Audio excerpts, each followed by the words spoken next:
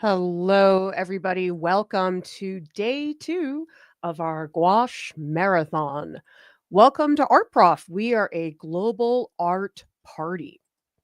We are going to be trying out these M-gram gouache paints.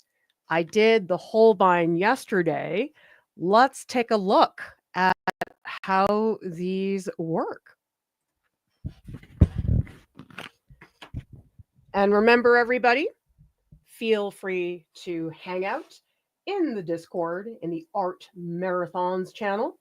That's a great place for all of you to share your pieces. I'm going to take it a little slow because, oh man, don't worry. I'm absolutely fine. But I had a rough night last night. It was like throwing up like crazy. It was so bad. But I'm fine now, so don't worry about it. Yes, this is life. Life throws these things at us.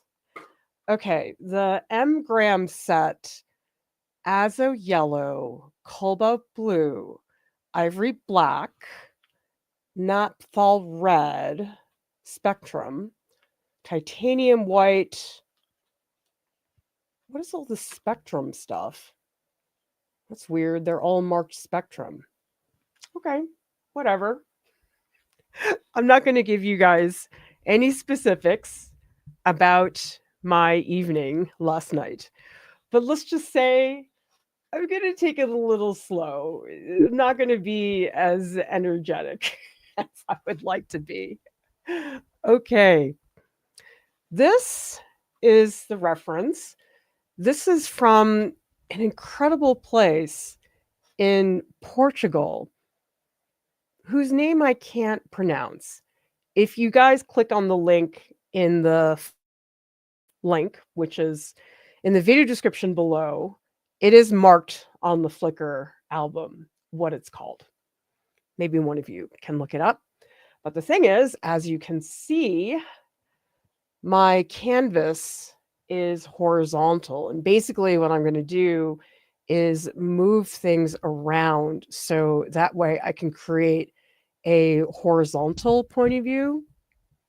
I'll probably move this to the left and just stretch everything outwards this way because I just love this tunnel. It's so compelling and unusual, and these gorgeous textures up here. And I was also thinking today, because it's a super textured image, that I might want to do some more wipe away stuff because I haven't had a chance to use it that way. Yesterday it was mostly additive, although I did do a little bit of work with my best friend, the rag. Okay. I'm going to do, well, because there's so much green here, maybe I'll try maroon, darkish maroon. That might be fun. Okay, well, let's get at these colors. Very limited color range here. The Holbein had several colors. Tell me in the chat, how many of you here like having tons and tons of colors? How many of you prefer to do it the hard way, which is basically mixing things from scratch? Oh, that feels a lot squishier than the Holbein. The Holbein felt a little bit stiffer, although these tubes are so much bigger, that could be a part of it. Whoa, look at how runny that is. That is super runny. Way more than the yellow. Okay, well, let's see if it's just that red that does that, because I don't think I want my gouache to be that runny. Okay, seems like it's mostly the red which is doing that. Because while I do not generally use only 3 colors, the primary colors, I did learn a lot in art school when I did have a professor who said, all right, 3 colors. That's what you guys have for the entire semester. And I learned so much about mixing. I mean, I had to mix so hard. It sounds really dopey. Even mixing brown was like, oh, this is a lot of work. But the thing is, it does make you, I think, stronger because you start to really understand how those colors work. Okay, how about I try, I think I want like an alizarin crimson type wash. We're going to keep it nice and thin.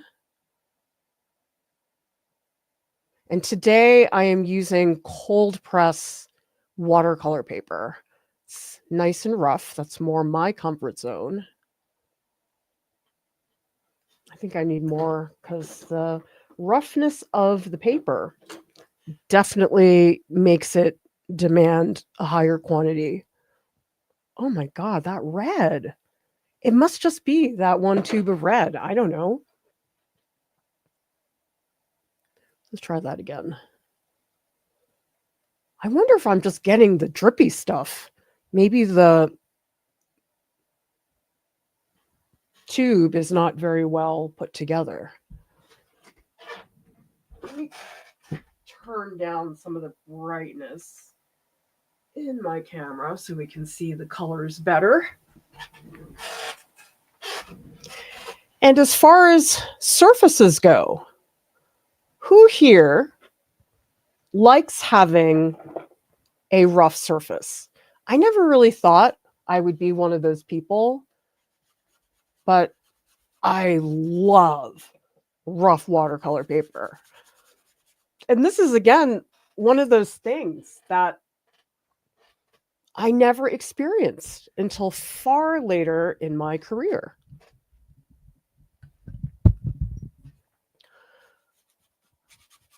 When I was in high school, and sure, this is pre-internet times in the 90s. Okay, now you have to raise your hand. Who was alive before the internet? Us 90s teenagers certainly were. And I had no idea that there were different kinds of paper other than regular sketch paper. Like that was my world, was like drawing paper and canvas. That was it. I had no idea that there were so many different kinds of surfaces.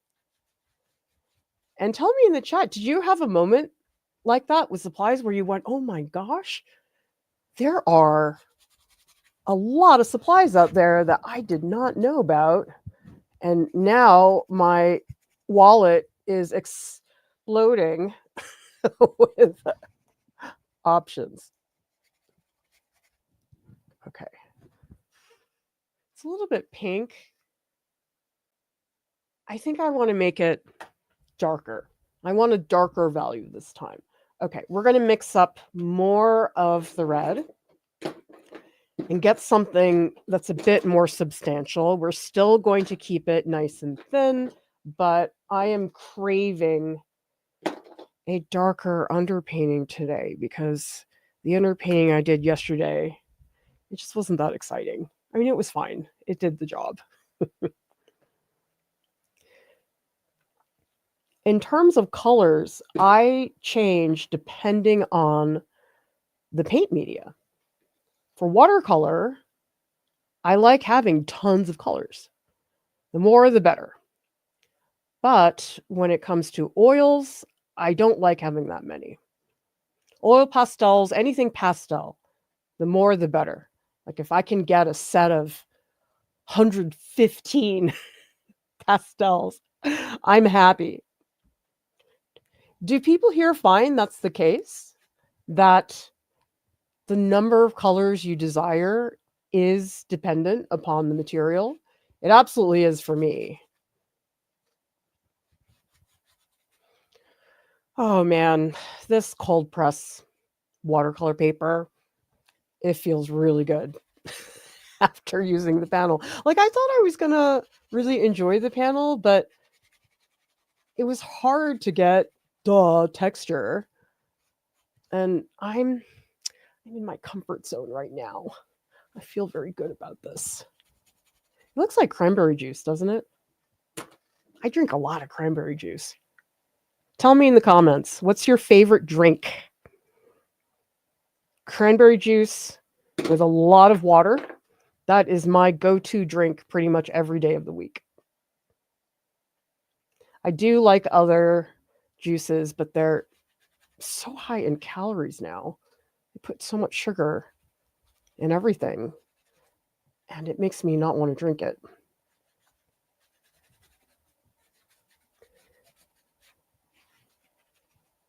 Okay.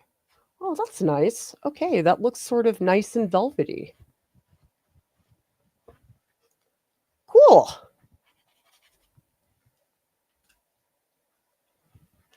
All right, let's see what people are saying in the comments. And a reminder, everybody, I will be putting these images into the Discord so everybody can take a look up close at the kind of surface I'm looking at, as well as the colors. That is all going into the Discord.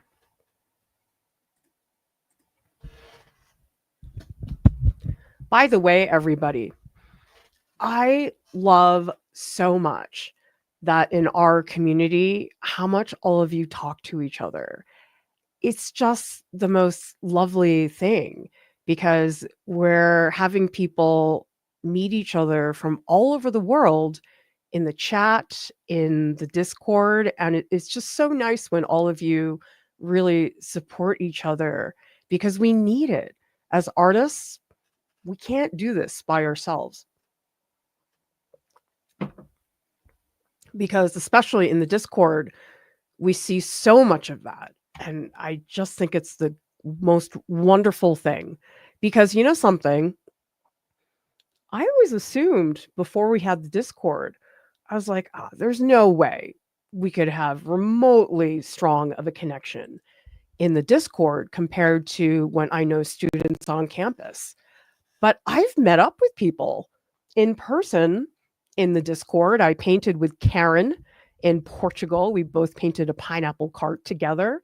And I've met a bunch of you whenever I've traveled. So I am so proud of everybody for being here together. Look at this. I looked hard. See the brush? It's not ideal, but it's better and it's clean. It doesn't have crap in it. We'll try it out this time. See how that works. Rats with shivs melting gel wax for a larger sculpture. Whoa! That is so cool. That surface? Is that all wax? I mean, I love wax. Anything with wax, I am so happy. Okay, it looks like here we have weird. Is there like glycerin in there? Wait, it looks like jelly. Oh, I'd love to hear more about that. And by the way, I'm going to give some shout outs to some other people who did some of the work after the stream. This is from Jess Locke. First gouache painting on the books. Sitting in on the stream was lovely. I just love that so many of you are trying things for the first time due to the marathon. And these are just so beautiful, these washes over here. But this is my favorite part, is these highlights are beautifully done, Jess. And we also have, I think, Happy Pastels did this piece. This is with the jelly gouache, right? Oh, it looks really tasty.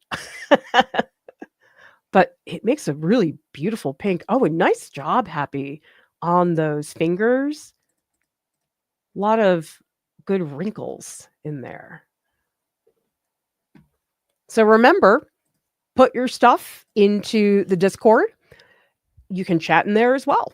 We've got multiple chats going on today.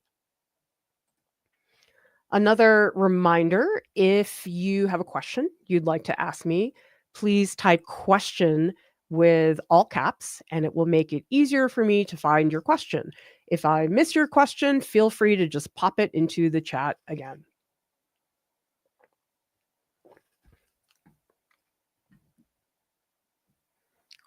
Oh, cranberry juice with hibiscus tea and seltzer? I need to try that. That sounds really good, Anna. Neil says, I love being talkative here in the chat. I hope it's not annoying. I don't think it is. I think it's awesome that all of you interact so much. Jennifer agrees.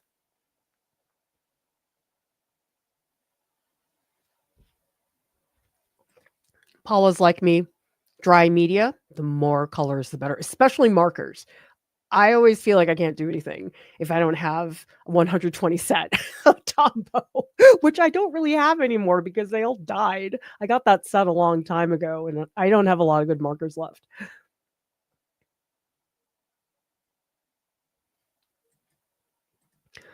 George graduated from college before ARPANET, the predecessor to the internet. I have not heard of that, but do people remember Metacrawler? That was a search engine. And I remember my brother said to me, oh, there's this new site called Google. It's supposed to be a lot better for search. And Jay says, I started working at an art store recently. I thought I knew a little about what was out there, but there's so much more. I mean, I've been in this business for multiple decades now, and I'm still finding about new materials that I never heard about before. And a lot of it is thanks to all of you. I would not have the time to get out there and find all these supplies, but because you guys do and you come and tell me, it's great.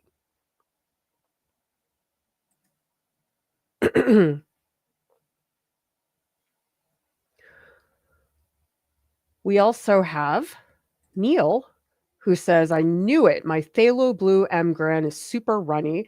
I don't even need to squeeze it. It just flows out of the tube. I don't really like that one color is so mushy. I mean, I need my paint to be just right. A little runny, but not too runny, but not too thick. It has to match my DNA. That's what I need in a paint.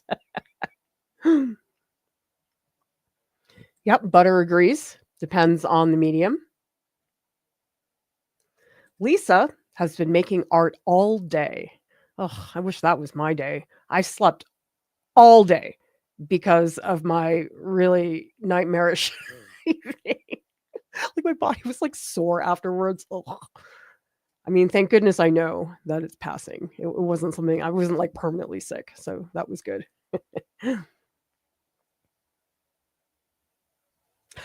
See, Paula understands. Although, who remembers Friendster and MySpace? Oh gosh.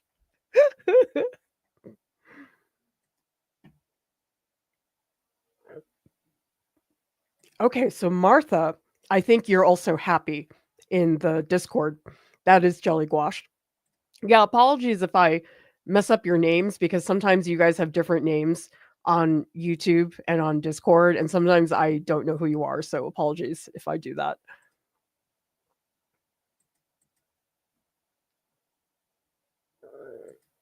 Okay, let's get into this. I confess I'm a little bit more excited about today, only because I feel like I'm doing an image that is more up my alley.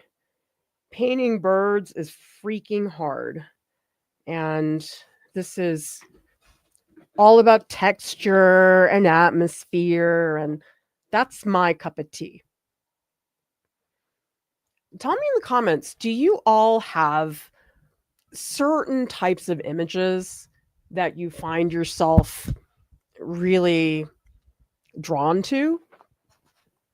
Because I can always look at a reference image and think to myself, that is a picture made for me. And I really do enjoy that. Okay, let's stick. Well, we should use blue. I'm trying to think of what color I should do for the sketching. I don't want to do red. There's a lot of green. Maybe I'll be boring and I'll just do a burnt umber. Okay, so now we have to use our brains. For burnt umber, I'm going to start with orange and I'm going to add a little bit of blue. So the blue will tone it down, give it a little more value. And maybe I'll add a little bit of black just to darken it up. Yeah, like these sets do not come with the colors that I'm accustomed to. Okay, here's where I have to make things up a little bit. Oh, wow, that's really dark. You know something? I'm finding controlling the amount of water and the thinness of the paint, I think it's so much harder than watercolor because watercolor is so thin. But with gouache, it has such a greater range of what you can do with it. Now I'm looking at scale because the shape of the tunnel is like that, but I'm trying to figure out if I want more at the bottom or more at the top because I don't want them to be equal. If this is the same width as this, I think it's not as interesting. However, that may mean I need to make the tunnel a little bit smaller to accommodate for that. This is what happens when you don't do thumbnails. You just have to do everything on the fly and hope it works out because ideally I would have spent the time to do that, but didn't have a lot of time this week. Okay. I think I want more at the top. Okay, I am going to make this smaller. A bunch of people were talking, I think it might have been in the Discord, about how difficult it is to scale things, figure out what size something is. The key to that, you catch yourself right now. Does everybody see I just painted an approximate shape for the tunnel, but then I checked up above and below and saw very early on that this was too big. Let me take another look. Okay, let's just do a super quick version of where everything is located. Because there's this cascade of green up here. Oh, and I think I want this a little straighter. So right now I'm just thinking through all of my options. I'm going in with my rag and I'm removing things. Because I think a scene like this, it's very easy. You get into, oh, look at this leaf, look at that flower. And it's not so great because you really do need to consider everything. A little more structure up here. This is the one, I guess, geometric part of the painting. I think my arch is not. Tell me in the chat, who here is painting along? And if you are not painting along, what are you up to? I am very excited because the bread fairy, my mother-in-law, she was just over and she baked an apple pie that looked super juicy. And I'm very excited to have some. I didn't let myself have any because of my stomach last night. So it made me kind of sad that she came over with a pie that I couldn't eat right away. But tomorrow, hopefully my stomach has calmed down because that was really unpleasant.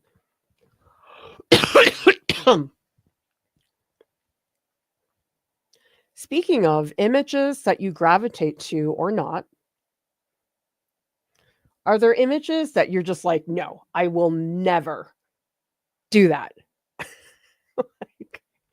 I always thought that I would never, ever want to paint anything remotely cute. But I don't know. I did this silly marker drawing of one of my gnomes a long time ago. And it was fun. I'm typically not somebody who paints cute things, but it's kind of fun to do that. every now and then. So I had a little bit of her soup, which was like peanut soup with butternut squash and all kinds of other tasty things. But I had to restrain myself.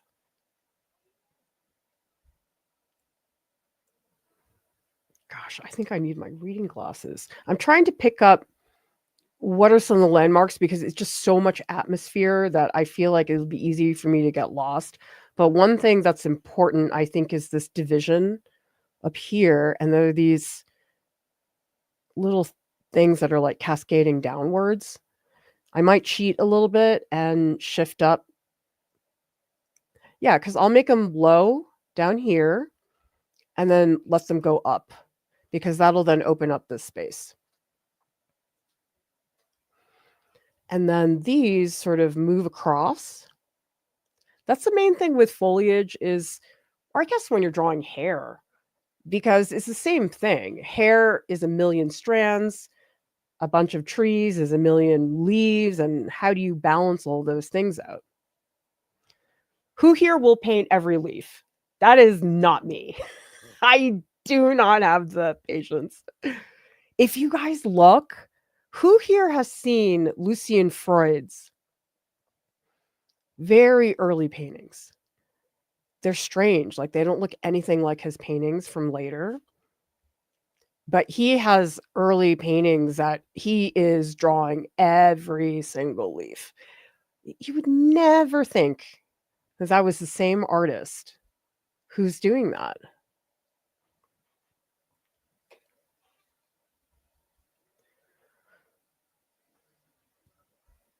I wonder if this is a mistake for me to try to change the orientation.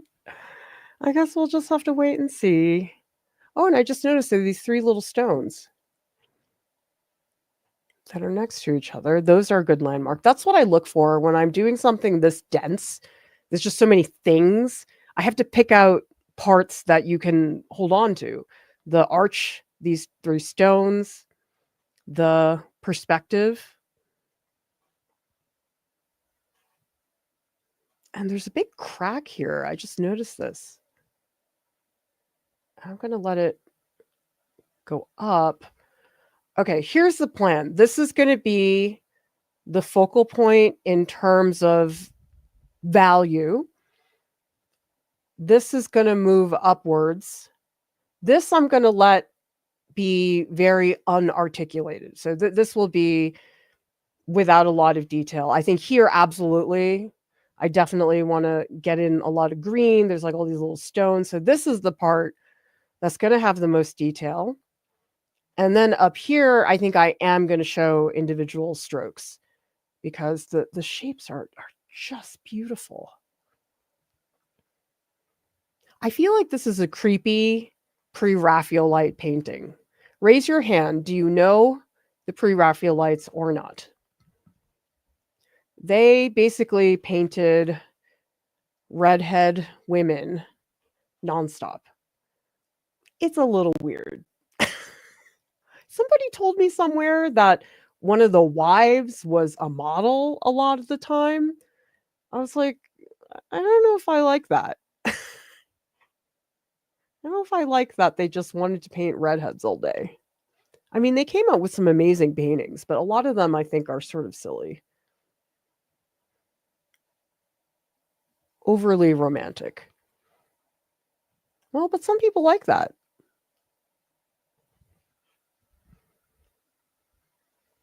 Okay, that's a pretty good sketch.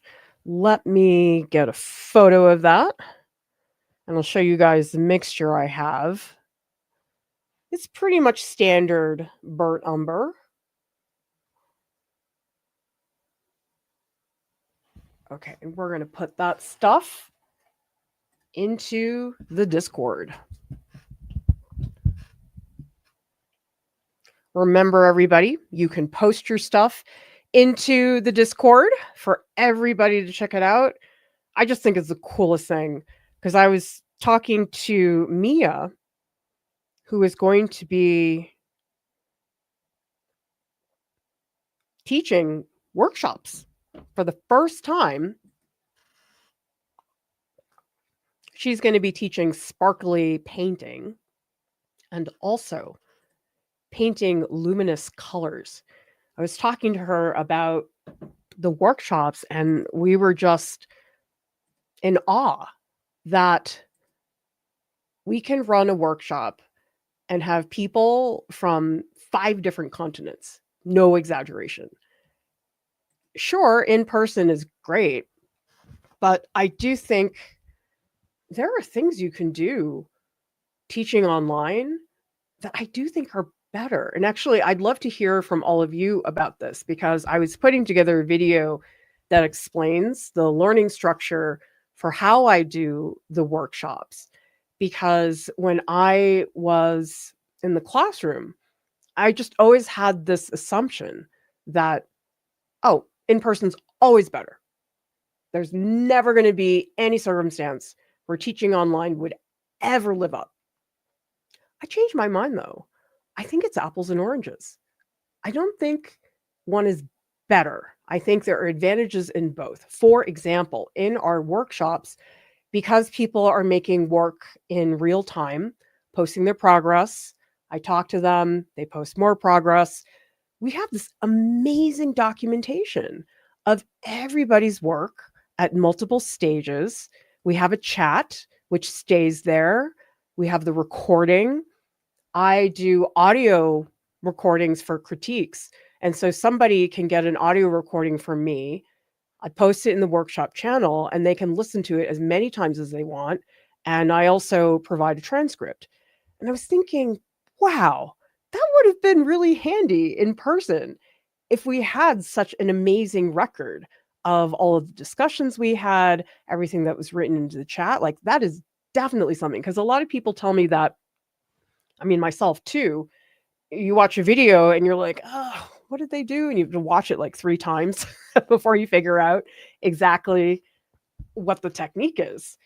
And I was thinking, whenever they did demonstrations when I was taking a printmaking class, it was just you and your notebook. You just sit there and you write things down. And it's not remotely as helpful as having to have something you can refer to back. So I'm curious for you guys, do you think it's apples and oranges between teaching in person and learning online? Or do you really think one is better? There's no correct answer, but I'm just very curious, because all the work that we've done over the years to try to create a strong learning environment, I don't want to say it's living up to in-person teaching necessarily, as much as I would say teaching online has become so much more rich and diverse than I ever thought was possible. Because if you work hard on creating learning environments like the Discord, and we have so many different options, like there's also art club, the workshops here on the live streams, lots of variations depending on what people want. And we've tried to do that on purpose. But I am just sort of floored that me, the multi-decade classroom teacher, feels that way. I never thought I would think that. Because the other thing is accessibility for virtual content is very important. We have all kinds of people here. English is not their first language, and so they really appreciate the transcript. I know from experience that oftentimes if you're speaking a foreign language, it's easier to read something than it is to hear somebody talk. But because I have the audio critique and the transcript, people get both. That's the word, Girl Jordan. Fairy tale. That's what the pre-Raphael lights were all about. I guess, I don't know. I just think it's a little silly that it's all men painting those redheads. I don't know. It's a little weird. Sacre Bleu says, love simplifying complex subjects, whereas Lisa avoids complex subjects. Yeah, I'm not the type of person who will like paint a rug. I can't believe people who paint very detailed patterned rugs. It's like Vermeer did that so well. So annoying. Carolyn says, trying to catch up on my art journal, remembering what I did last month that I want to put in it. Oh, that happens to me all the time where I do something, maybe I'm away for it a little bit. It takes me like an hour to remember what I was doing before. I find that continuity extremely difficult because even the painting marathon pieces, after I do a stream on it, I want to work on it more, but I can't. I have to go do other things. And I really miss that continuity. Do people here feel that you have continuity when you are making your work? I rarely do. I mean, I feel like I'd have to, I don't know, enter another dimension where nobody's allowed to bother me. Maybe then I would have some continuity.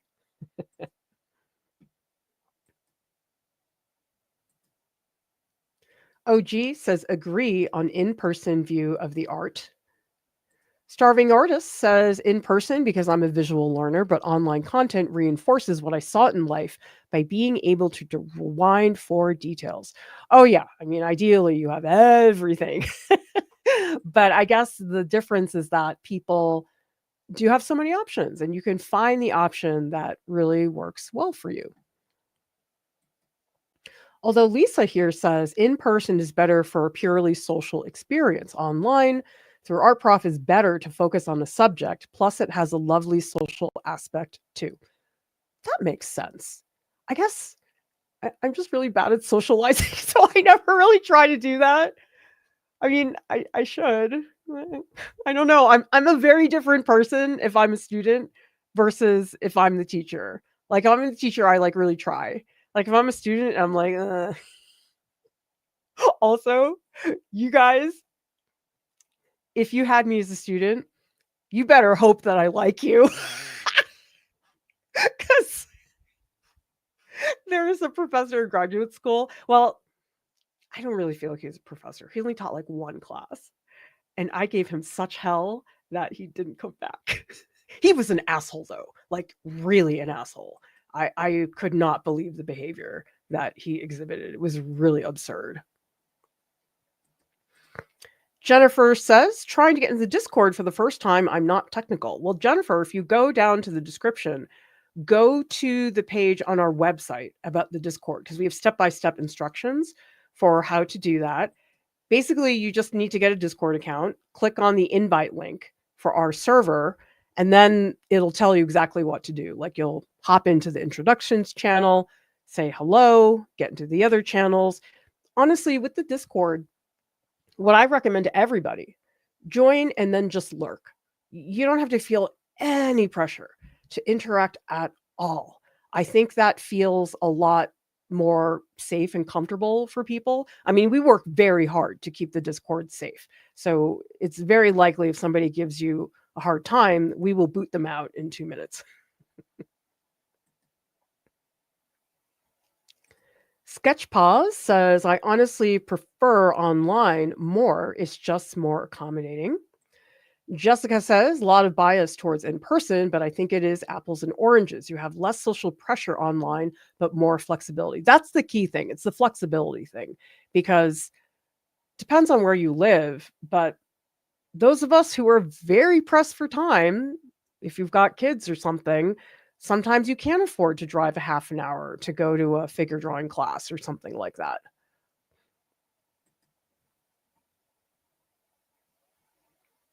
Wazoo says it depends on the course. When it comes to drawing and painting, I'd much rather learn in person, unless we are talking about digital drawing. This is great. I so appreciate all of your comments, everybody, because I think one of the reasons we've built this platform, have been able to do it, is because of your feedback. So really appreciate that, everybody. Okay. Let's come back to this.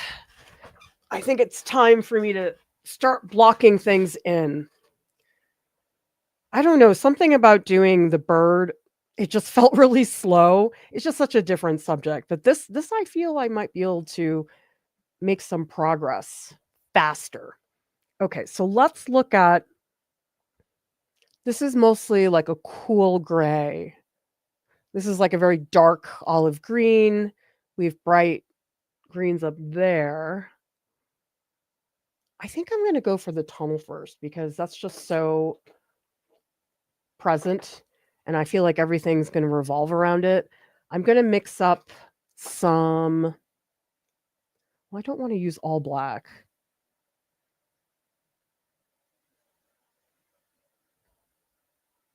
Let's keep it bluish. Let's see what happens there. Wow, the gouache is so different on cold press paper. It's insane how different this is. Wow. I don't know. I wonder if the panel, the smooth panel I had, maybe that's harder because I think it makes every stroke you make very, very sensitive and delicate. And I don't think that's the case here because everything has an inherent texture to it. That does feel very, very different, everybody. Okay, so there we got in. Let me zoom out a little because this is not showing you guys the full image.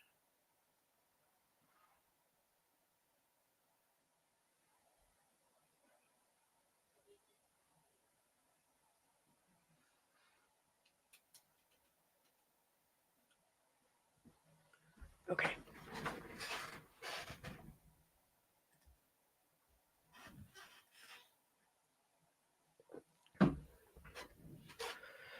Okay, we're going to really block things in. I think I want like a gray here. So let's just mix up like a bluish gray. And we're going to do like a speckled range. I'm going to put a lot of blue in this. And let's just see where this gets us. I still have to remind myself thin to thick.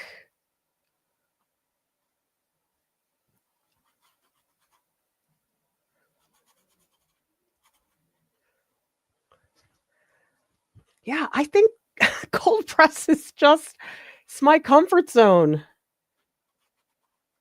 I don't know. There's something about the texture. It just feels like it's doing some of the work for you. I know that sounds strange, but I do think it is easier in that sense.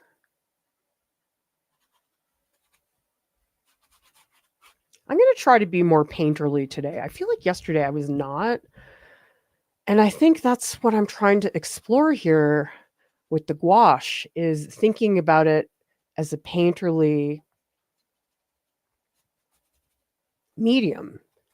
Because again, as we said, it does have that graphic design association where you're doing flat colors and color charts and stuff like that. But honestly, that's an art school thing. That's the traditional way that color theory was taught in art school, but not anymore. I think that generation of professors that taught that, I don't think they're really around anymore. There was a legendary foundations professor at RISD. His name was Jerry Immonen. I never had him, but he was like the father of gouache color theory. I never got to take a class with him, but he was known as being that. I mean, actually, there are a bunch of RISD professors who I really wish I'd had. I mean, this is like majorly old school 90s art school. I'm not saying that. I mean, there are certainly problems with the way that they taught in the 90s and, any single place. But another RISD, I guess, legend was Merlin Saws. And I was really sad that I never took his class. He used to do these like plaster sculpture assignments that were they were beautiful. The work that he got the students to do. And I used to always look at those plaster sculptures. They were sort of decorative. It was like a square and it would have like a super 3D component. I mean, it was basically a sculptural relief, but it was like very 3D for a sculptural relief.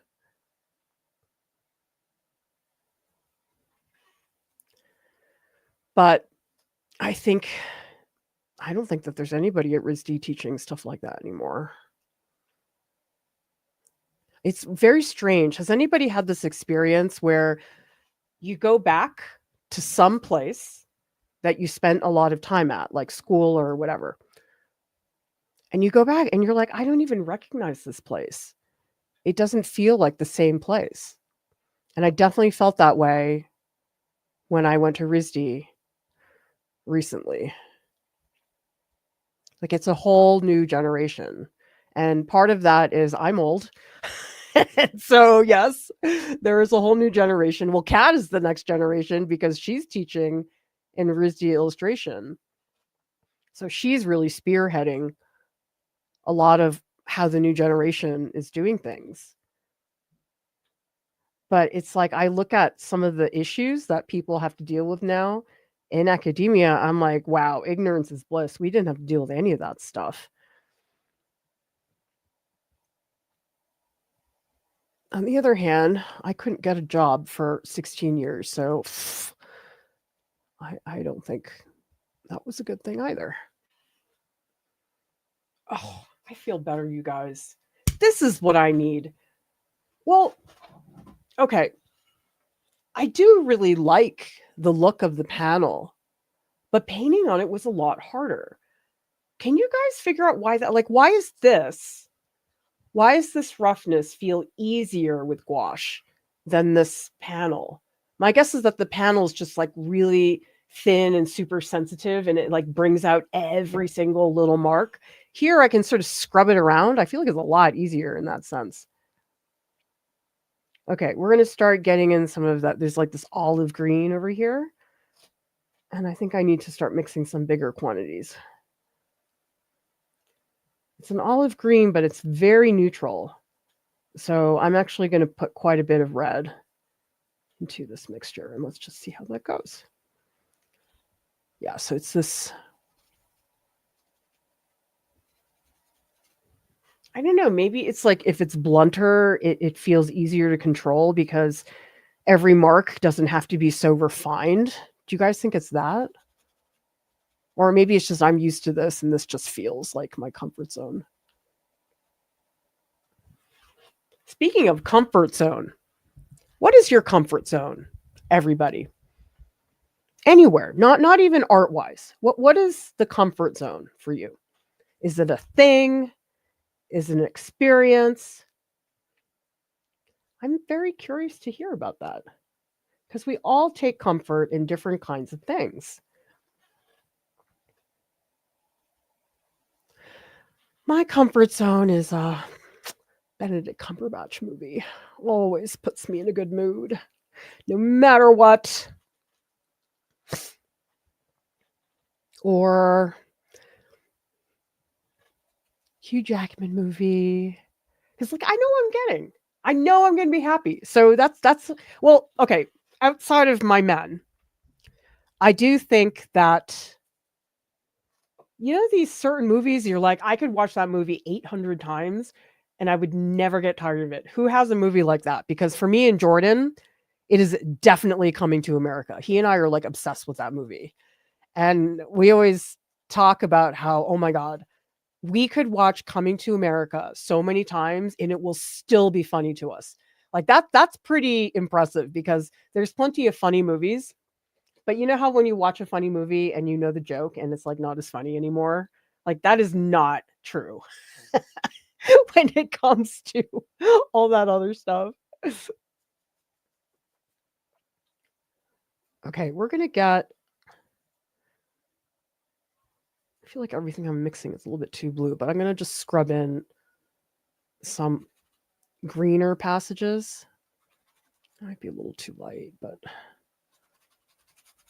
just trying to get more green in here to combat against that red.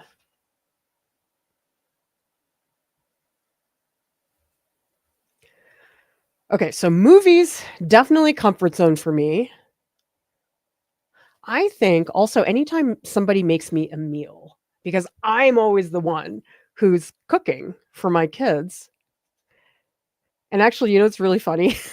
Like yesterday, Whenever I do a stream that's really, really long, I say to my spouse, I'm like, okay, you guys are on your own. You have to deal with dinner by yourselves. And I get off the stream. First thing my kid says when they see me, can you make me eggs? I'm like, did you not get dinner? She's like, no, he's eating chips. I'm like, ah. My kids are very lucky that I'm around to ensure that they eat. My spouse is a genius at other things, but he does not know how to prepare a meal.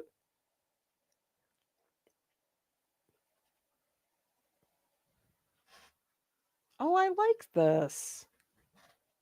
I mean, I guess part of it is that the image is just so forgiving because it's this landscape and you're not drawing something super concrete like a bird beak or something. But I guess I don't typically think about gouache as being super painterly. I mean, certainly there are people who use it in a painterly manner, but well, actually, maybe some of you guys can answer this for me. I was trying to think if I know of any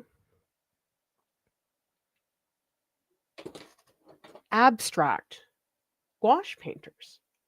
Do people know of any? Because maybe that's where gouache gets its strong illustration association, is that we don't really see gouache painters who are abstract. Maybe we do. Maybe I just like have not seen them. But that just occurred to me. Because most of the gouache painters I know, okay, so there's James Gurney, there's N.C. Wyeth, there's some contemporary artists like Layla Ali does gouache in a way that is more symbolic. I think her name is on the gouache marathon page. But anyway, the point is she uses it in a, well, I don't really want to say cartoony because her work is not a cartoon. Her work has a lot of commentary on politics, very powerful pieces. But again, it's like not painterly.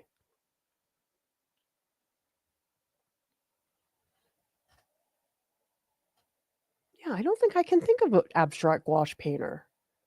Maybe I'm just totally misinformed. Who knows? Okay, and I do want to, for the sake of this one spot, I'm just going to paint it a little bit bigger, and then I'll be able to paint those green leaves on top. That'll be fun.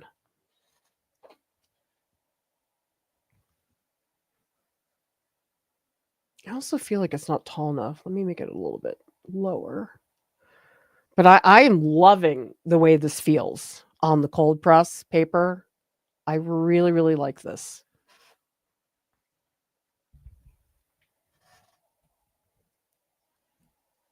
I mean, I think there's something to be said about trying your comfort zone when it comes to a new material, because then you really have an opportunity to not give yourself too many difficult things all at once, which happens.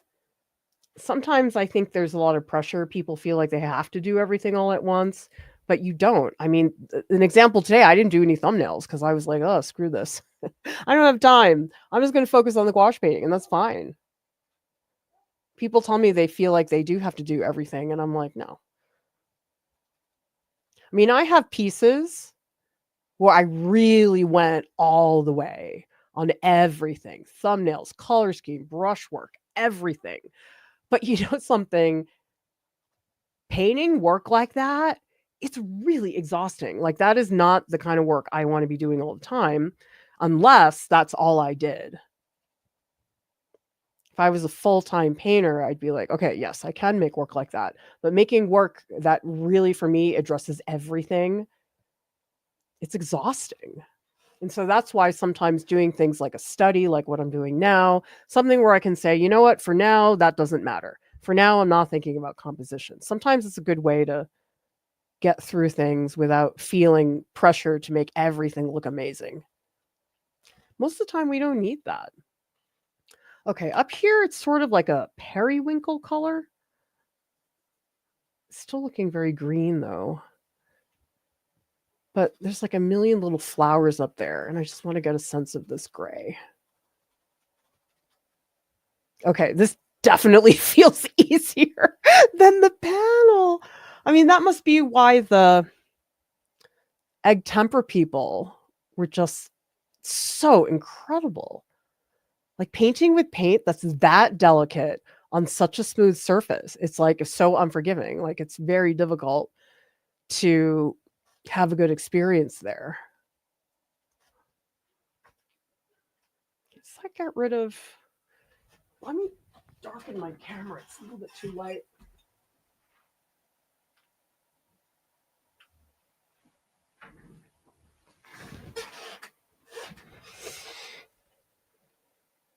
It's very purple. I think I need some blue on the right side. How did it get so purple? Geez, that was not my intention at all.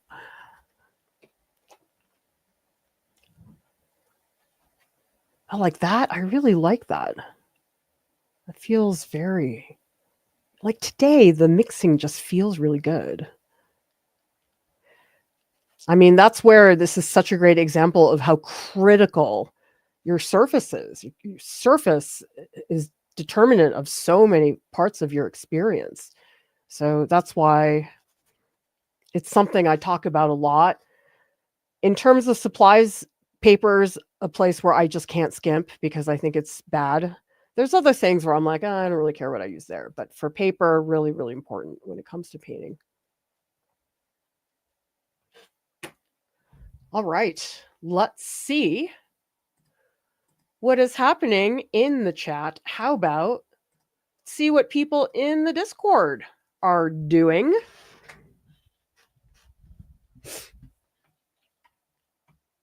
Oh, wow. You guys have been very active in here. Okay, this one I did see from earlier. Let me just scroll down to the bottom. Oh, Butter is doing more of the corn. That texture is so cool. I'd love to hear, Butter, what are the tools that you're using? Because the variety is just wonderful. Oh, I love the series, Butter. It's like you really hit on something.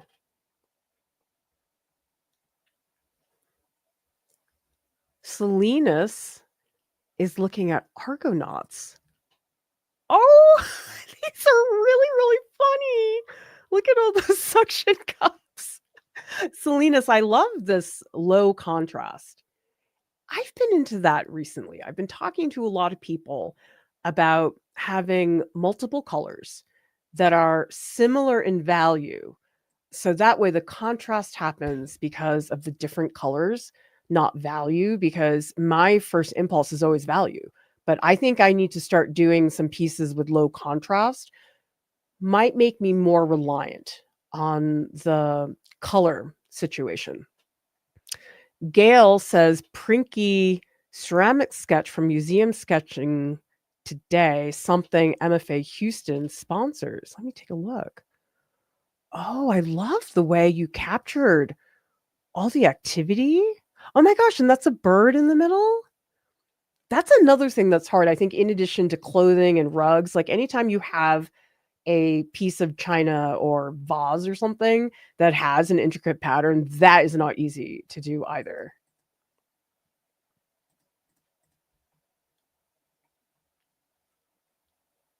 Oh my gosh, look at these weirdo fish. And we have a mushroom. Oh, Carolyn. Yeah, this was from the workshop.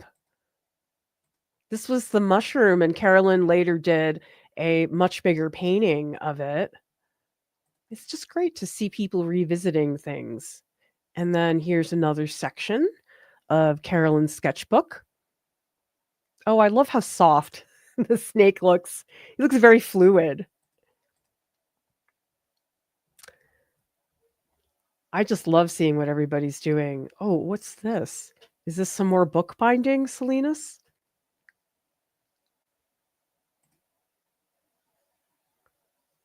Oh, thank you for that studio tour, Salinas. This is just so fun, everybody. I mean, I know I'm tooting my own horn, but how many other places would you see this much artwork that is this diverse from so many people across the world? Okay, so rats with shivs, completed sculpture plus ones I'm working on. Oh, they're guts. Oh, they definitely look like guts for sure. Oh, but I do like the spiky parts. I feel like the spiky parts really make it as a physical contrast. And we have, is it a still life painting from Dave? Let's take a look. Oh, those reds are so juicy. Great setup. And I think there's earlier stages. Okay. Thanks for sharing that, Dave. This is where the learning is, everybody. It's the work in progress. Seeing how things begin and then how they change. Because sometimes you see something in an early stage and you're like, why are they doing that? And then later you see the finished piece, you go, oh, that's why. That's learning, everybody. That's where it's almost like forensics that you're doing. We have Just Lock doing a work in progress self-portrait. Oh, you are going to switch to gouache. Oh, you're getting so good at that tension. Actually, just my favorite part is the teeth, because the teeth look so hard compared to the softness. That's a very good contrast you have going. Whoa, Nikki. And caustic walks? What is that? But that is beautiful. Oh,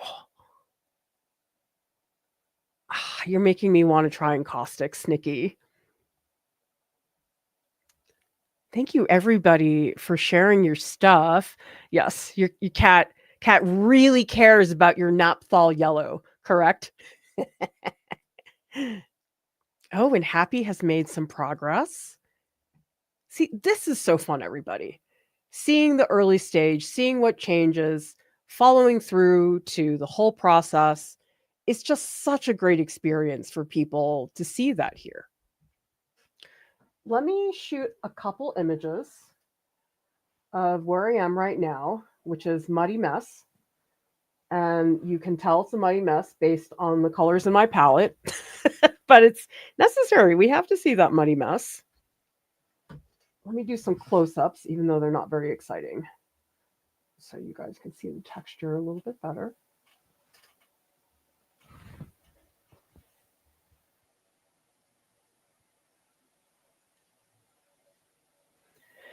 I don't mind mud, though. I think it's going to start with mud, and then the more small details are going to be really bright and saturated. Like I'm thinking about that lime green that's on the left-hand side. Probably that's what I want to do.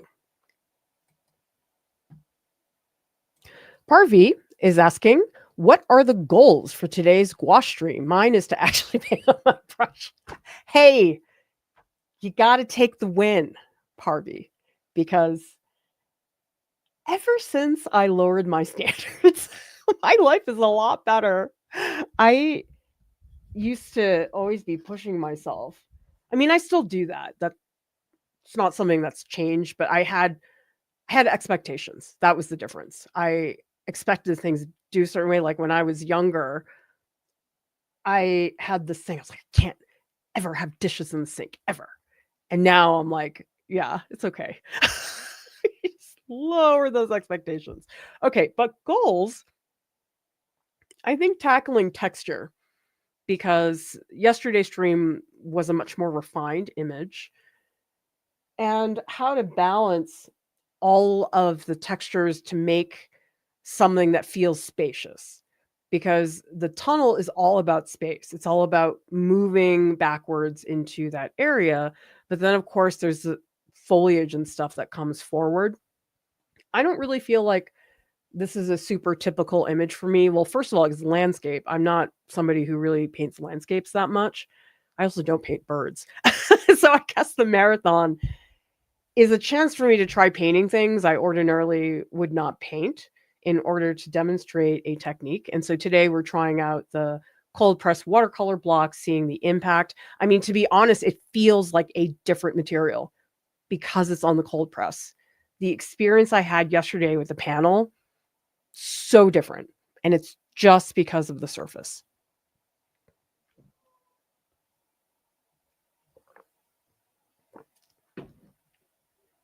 NJ, painterly but not abstract wash artists Heather and Martin and Danny Folkman. Never heard of them. Thank you. Oh, right. Matisse also does abstract wash. Thank you. Awesome. I'm so glad you guys are throwing all these names at me. Fantastic. Yeah, a lot of Star Trek people here. My husband is a Star Trek person. I just watch it peripherally. Jessica says, I didn't realize how important brushes are. I tried using a makeup brush on a whim, and just it being more densely packed and more bristles, it helped so much. Oh my gosh. Brushes make or break your painting experience. It's very funny because Mia has told me in the past that she kills her brushes. Like, that's part of how she does her paintings. Like, she can't paint with nice brushes. Like, she legit has to destroy them a little bit for that to work. I don't think I'm like that, but I'm not that nice to my brushes. Tell us, how kind are you to your brushes? Do you totally obliterate them like Mia? Are you a little rough like me? Or are you giving them massages or some spa treatment because you like them so much? But yeah, it's hard to get a good brush. I mean, I have a couple brushes where I'm just like, I'm just not that into you.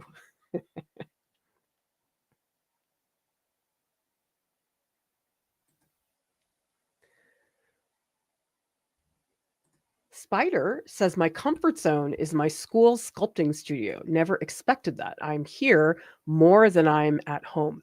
Well, when I was in high school, first of all, I hated high school with a burning passion. I was so angry when I was in high school.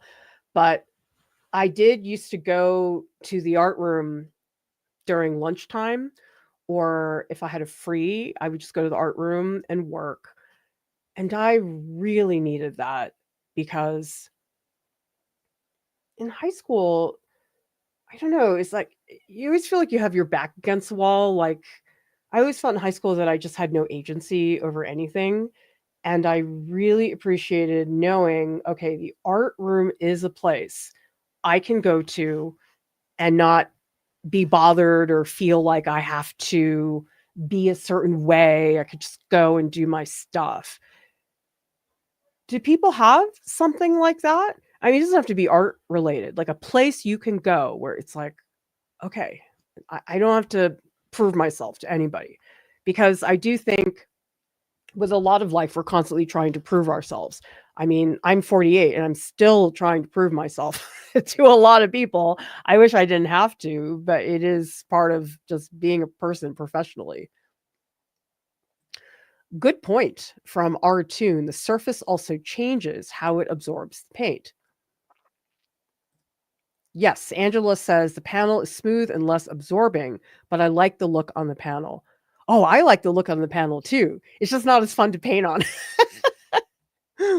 Or rather, on a panel painting, I think I'd have to spend way more time. A painting on cold press, I feel like I could finish that fairly quickly. Jennifer is asking, will you try the gouache on hot press paper too? Yes, tomorrow I'm going to do the hot press paper because I wanted to make sure that you guys got to see a range. Oh, Suna says ampersand aquaboard for gouache. Super smooth, comes as cradled or flat panels, but still has the lovely absorbency that paper provides. Oh, is aquaboard, is it just for painting or I mean, aqua makes it sound like it's water something, but I never heard of that before. Ampersand has a lot of different surfaces. They're pricey, but I think their products are very high quality. I am a fan of Ampersand. Val says, any place that is quiet and spacious is comforting, such as my college's open art studio and the local libraries. Oh, I really like libraries too. I don't get to go as much as I did, but when my kids were little, we used to go to the library like every day. And that was always a really, really nice space.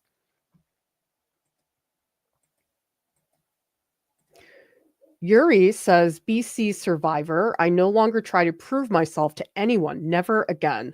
Life is precious. As such, it is my safe space. Oh, I love that. It's hard to get to that point. I don't know what BC is, but it sounds like something that was very trying.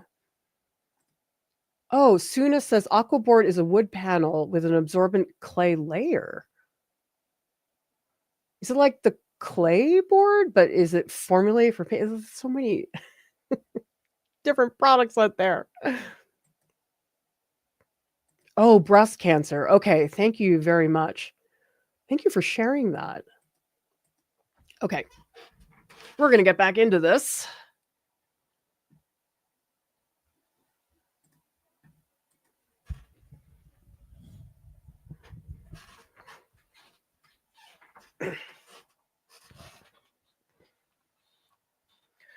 Okay, we need to start to differentiate things. And by the way, everybody, between Holbein and M. Graham, I think I like Holbein better.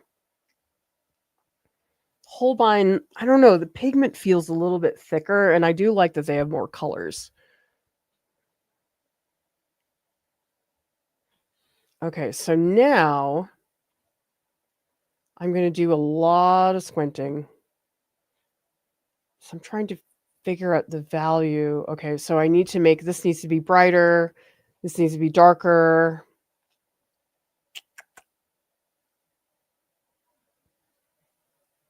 Yeah, okay, let's build up the brightness there.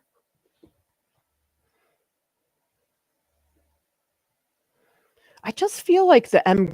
Graham, they're a little slipperier than I would like them to be.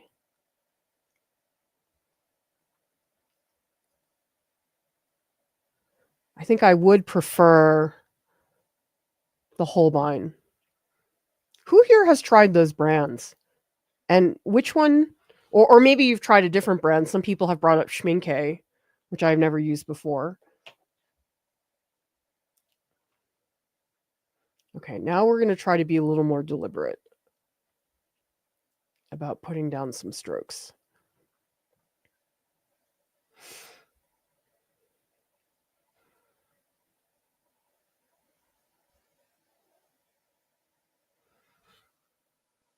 Yeah, it got really dark. Didn't realize how dark it had gotten. Jeez.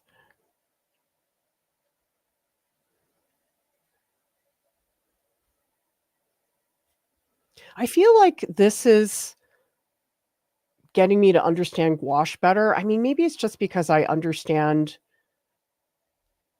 the surface better that's making it feel more familiar.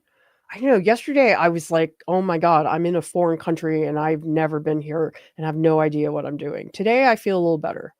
Doesn't feel so completely off my wheelhouse.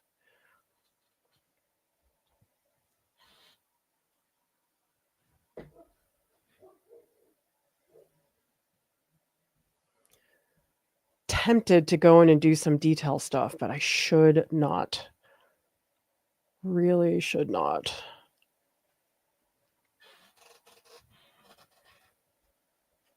I also want to try doing some dry brushing with this. How about let's do it right now? So I've worked out a lot of the water out of my brush. I think that should give me a little bit more control over getting the different surfaces. It still looks really pink. I got to get rid of that. I need way more blue. But see, right now I'm really missing the other blues. But let's stick with this for now since ugh, that was disgusting. That's a gross blue. Okay, that's like way too much saturation. So let's try to get something a little bit more greenish, and we'll add some blue. Too dark. Do people find, if you've used gouache before, do you find that gouache gets muddy fast?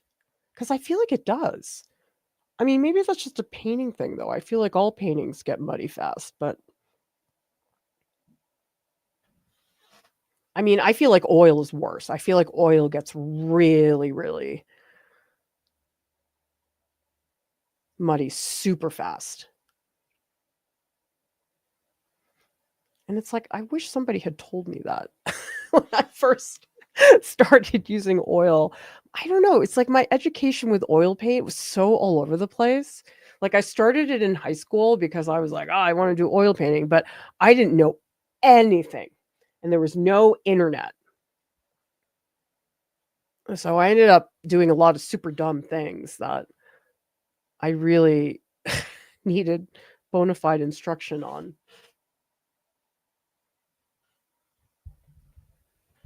Oh, wow. Looks like there's a whole other range of gouache. Like Yuri says Shinhan Kuritake. Pasquale says Holbein. However, Turner gouache is more cost effective. Hmm.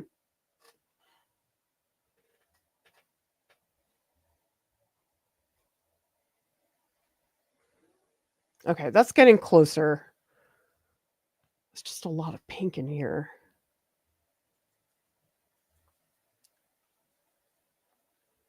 I just really want to get rid of the pink. The pink is kind of killing me right now.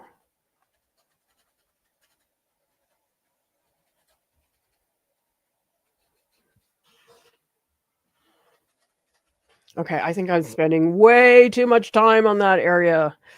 Let's get in some of the value. God, what is my family doing? I'm like hearing them yelling and laughing. I guess they have a lot of fun when I'm not around. Okay, we're going to mix like a dark neutral green for this area, and it's going to be almost black. And I'm adding a little bit of red to tone it down. Okay, so let's see if this works.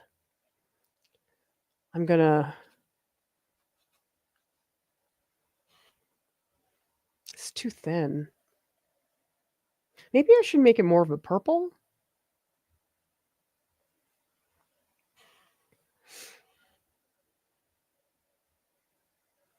Okay, this is more like a alizarin crimson going on up here. So I'm trying to like divide the sections from each other.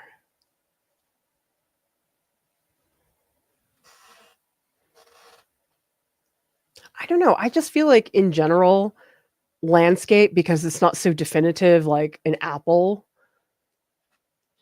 I don't want to say it's easier because I think it certainly has its own challenges, but I do think maybe it's just a little more forgiving in terms of our expectations.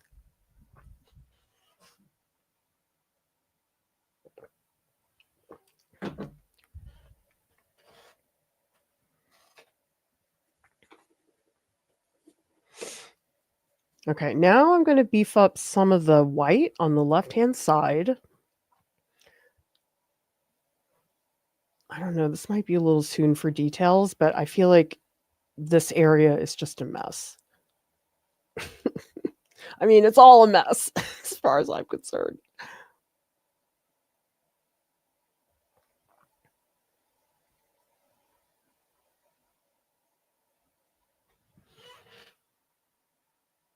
Let me move this over because, sorry, I can't move my face in the window. That's StreamYard.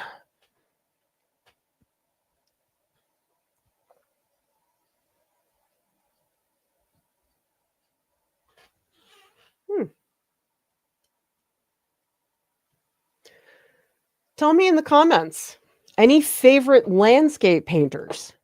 I feel like I should branch out a little bit more. I think I've been looking too much at Turner and John Constable. I don't know. Maybe it's because we recently had a workshop on clouds, and so I was thinking about them quite a bit. But help me expand my universe of landscape painters, everybody. Who is a landscape painter that you really like that maybe I have not heard of?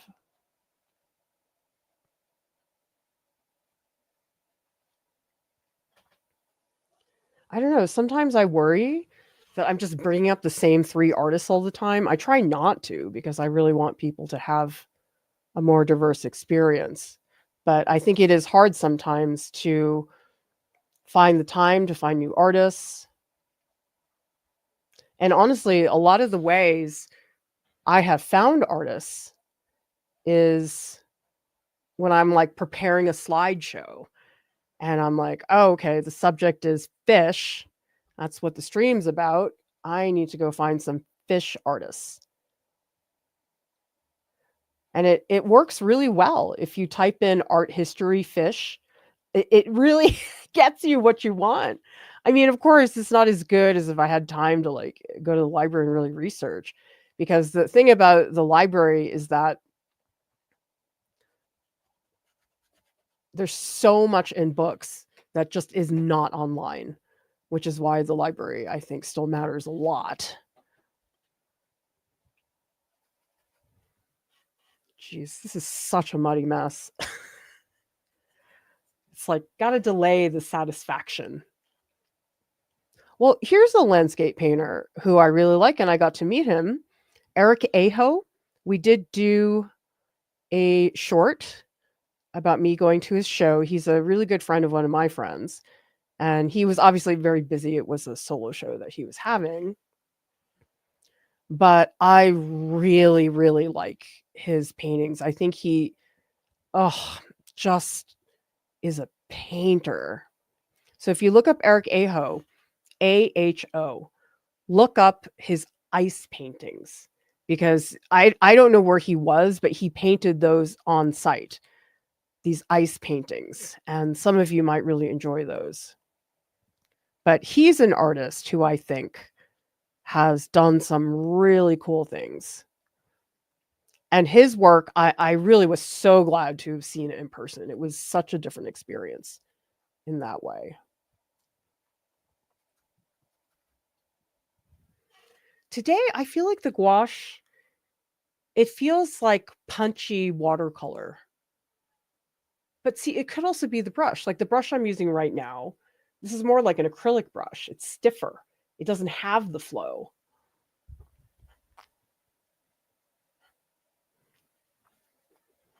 I think the way I'm going to do this, we're just going to paint with total mud for a little while.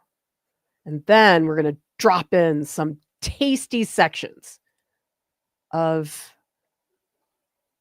bright, saturated colors. So I know what I'm painting right now. It's very blobby and very icky.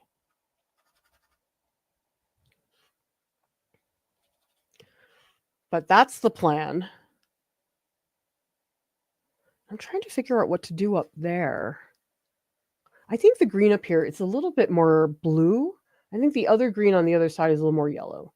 So let me try some that has a little bit more blue. At the very least, I don't know. I feel like I'm scrubbing a lot right now. That's not necessarily a bad thing, but that's my brush technique because of the brushes I'm using. Feels like I'm scrubbing.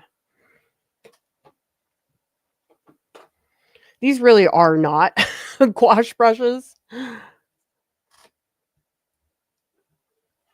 But at the very least, this is bringing a little bit more gesture to what's happening up here.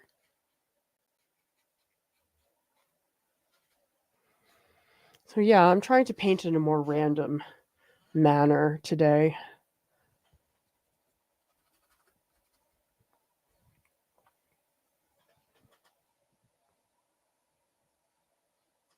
Because it's hard to find artists unless you're really know where to look. So tell me in the chat, where are places you have found artists? Do you follow any museums on Instagram? Do you follow galleries? Or I'm not doing this lately, but in the past I have followed like art critics, people who are like really getting out there and seeing a lot of stuff that I ordinarily would not look at. Although I have also been following a lot of curators, and that's really fun because a lot of them post things that are very obscure. They'll post some, I don't know, 18th century jewelry from Constantinople. Well, it's not Constantinople anymore. It's Istanbul. Used to be Constantinople. But I really love their posts for that reason. They're just get to see a lot of obscure stuff. I don't know, the obscure stuff to me is just as interesting. Like there's all these pieces that are really well known, artists who are famous, but I like seeing a belt buckle from 12th century in India. I don't know, like that stuff still fascinates me. I love seeing ancient Roman things. And okay, we have to get there. These 3 bricks that I think I'm neglecting a little bit. These, let's really. It's hard to paint total mud for a little while, but I'm like, it'll get there. I will have the satisfaction putting a bright, bright lime green leaf. That is going to be super fun.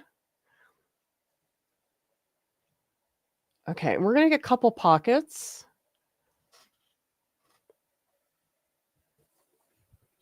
Ugh, that's too blue. I don't like that. Just a couple spots here so I can get a little more structure between the various areas. I kind of like this part. I think that's fun.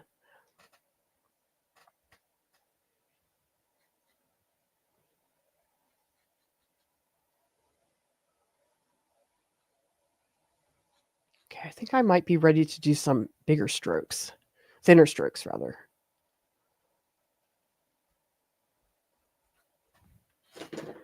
Then up here, let's do a little bit of blending. Oh, this is so much easier today, you guys. Birds are so hard to paint. Oh my God. And then on the panel, today is like a cakewalk compared to yesterday's image. I guess the key is cold press paper, you guys, at least for me. Okay, let me take some images, get them in the Discord, and then we can see what people are talking about. Yeah, it's so muddy, you guys. Oh my God. Super, super muddy. But that's good. That's what I wanted. I'm not trying to get everything right now.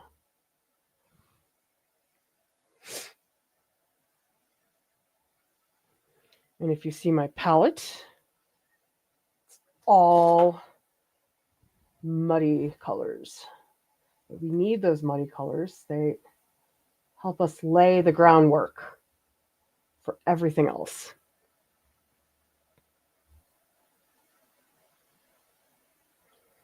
Okay, so those are going into the Discord.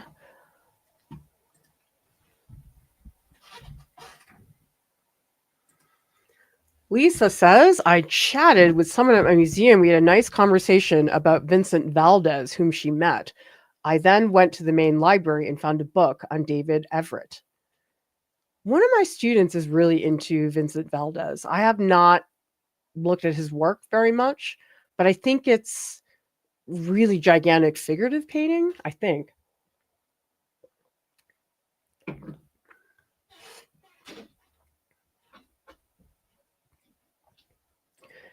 Pasquale says, I love textile old-fashioned art like carpets and stuff.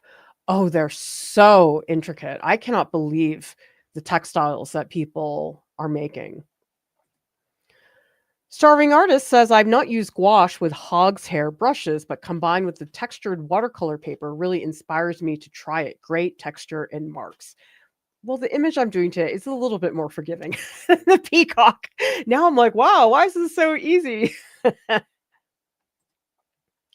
Sarah says, New York just had Old Master Drawings Week in dozens of galleries. What? What is that involved? Is that like a gallery walk type of thing? Oh, I'd love to hear about that. Damien says, Ryan Jensen is a great landscape artist who I discovered from YouTube. Anna says, Amy Lincoln and Sherry Hughes.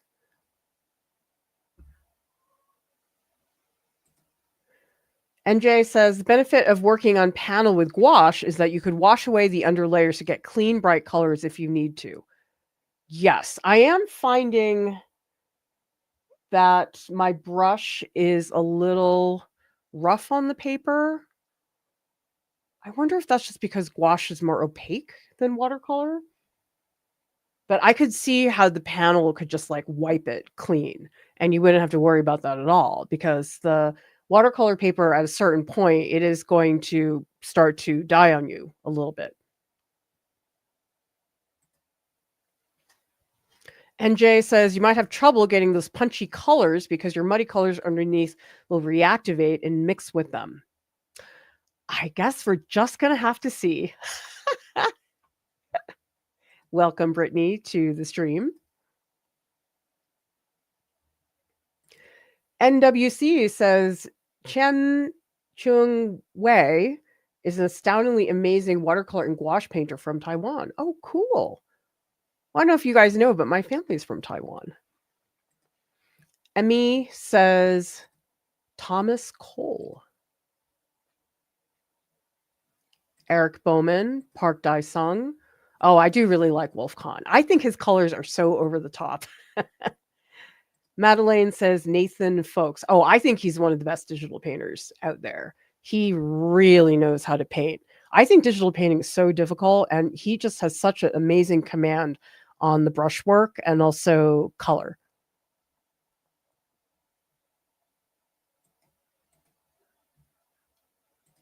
Yuri says, I read a lot, always in the art section, bookstores, secondhand bookstores, online research. I'm trying to get through, well, I shouldn't say it that way because this book is really fun. Lauren gave me Artie Shapiro's book. It's called,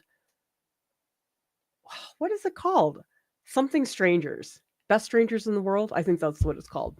But I felt so relaxed reading about it. And he writes some really funny things. I mean, he's super witty. So, I mean, what else would I expect? But that's a book I'm reading right now. Tell me in the comments, is there a book you guys are reading right now? Is there one you would like to read? Okay, so Sarah says, it's an annual thing in New York City. Yes, it's Gallery Walk. So incredible to see these drawings up close in an intimate setting. You can Google it. Oh, man. Well, where I really wanted to go was the print fair in New York City, which is an amazing event. But I think it's like the same time that I'm going to LA for Jordan's wedding. And so I couldn't go this year. And I really wanted to go to the Puerto Rico printmaking conference this year. Same conference I went to last year, but this year it's in Puerto Rico. And I was looking at those hotel prices and everything. And I was like, no, I can't do this. Like, who are these artists who have so much money they can just fly around the world going to all these print conferences? Like, it's not me.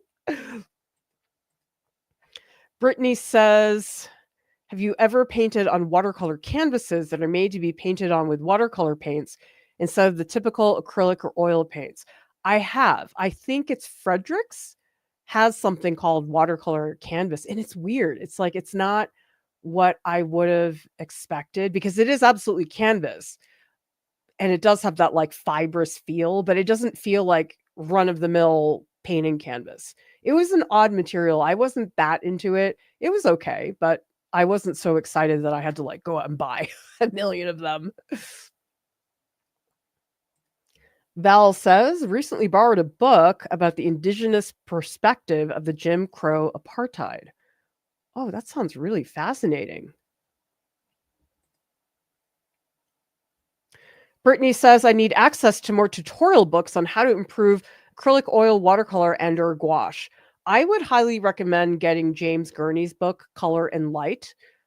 I actually don't own it, but I've seen bits of it, and I think he's an incredible painter. So any book that James Gurney writes, I think would be a very good move for everybody. Oh, is the print fair expensive? I feel like it was just an admissions fee, but is it that high? Maybe I'm not remembering it correctly because the last time I went to the print fair, I can't believe this. Gosh, it was like 20 years ago, but I went when I was a graduate school. And I don't remember it being super expensive, but maybe I'm remembering it wrong, or maybe our school got us in. Sometimes that happens. It's like if you go as a student with your school, they'll give you a discount. Like same thing with the Southern Graphics Council conference, the printmaking conference. I know, it's just like there are all these things that people do, like all these things that artists can participate in them. And then I look at the logistics of doing the things that are supposed to be for artists, and I'm like, who are these people? How do they have so much money to be able to do all these things? Like, is it just like elite pocket of artists who just have so much money to spend on all of those things?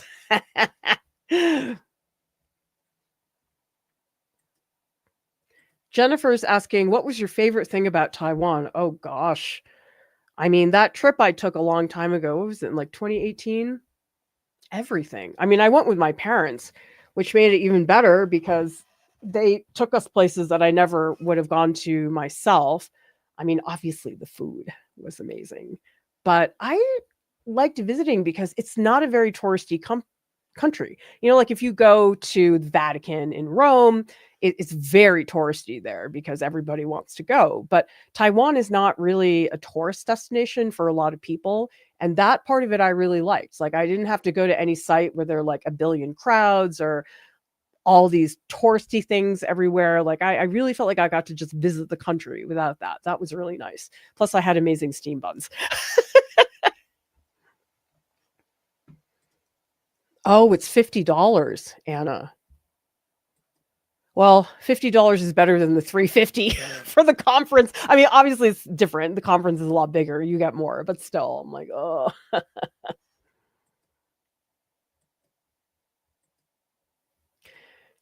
Brittany's asking, can the information about the tutorial books you recommend be added to your Discord? Not getting good results. I would go to our website, Brittany, and type in books because we have a list of instructional books that are all linked there. That would probably be the best way for you to do it because we just don't have the budget or staff to be able to make every single thing we want to make accessible. I mean, second somebody drops $5 million into my lap, I'll be there. But for now, we just have a very limited amount of staff who can do that. Yeah, I don't know it's that they're selling. I think it's just a lot of people who just are very well off to begin with, like people who have old money. I don't think it's necessarily that they're selling a lot.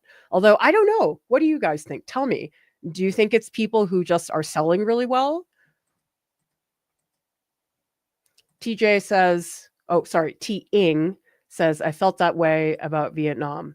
Yeah, I had a family member who went to Vietnam and she said it was just so upsetting. Like she felt really ashamed of going to a place like that, which is not remotely as well off as people are in the US. Oh, it's free. Thank you, Sarah. Well, refreshments get people in there. All right, let's. I'm trying to resist the temptation to go in and do a lot of things, but I think I do need to cool this down. I think it's still not quite there yet. Let's get some like lavenders, maybe some like cool purples would be good. I think that could help me. Okay, this is like a mild lavender that I'm mixing up right now. Oh yeah, that's kind of nice.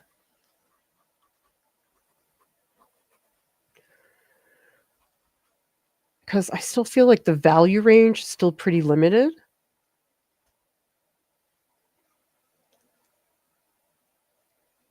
Maybe let's make that a little bit more clear cut because this is very much a landmark in the space. And I'll get a cool blue. Let's really beef this up because this whole area should be a lot brighter.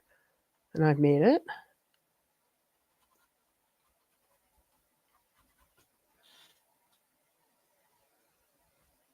Yeah, this needs to be like super blue. Let's fix that up. Super frosty sky blue is what we are looking for.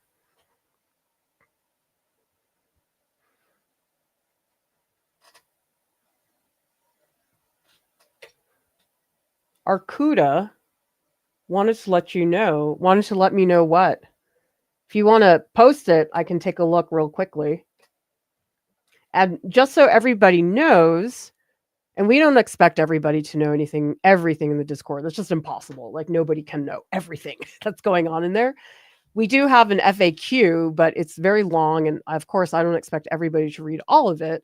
But a lot of that is just so we can reference to it in case people have questions. But one of the things that we do ask people to not do is to not ping staff, because if people do that, I get pinged all day and it would be difficult to manage. The best thing, if you guys are in the Discord and you need help with something, just @ moderator, because then one of us will jump in and help you.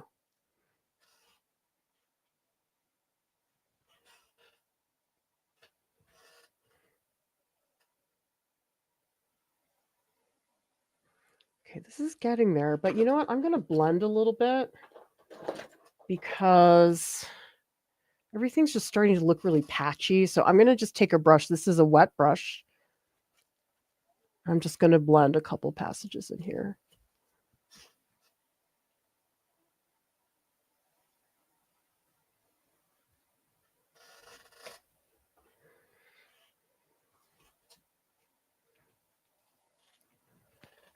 Yeah, speaking of travel, tell me in the comments, where have you traveled? Did you have a favorite place? Where you had the best food? Food for me, oh my gosh, probably Italy. The food there was just super fresh. Like I've never had food that fresh in my life that I had in Italy. I had amazing food in Asia, don't get me wrong, but oh my God, I don't know what they do in Italy that makes it just swoon worthy.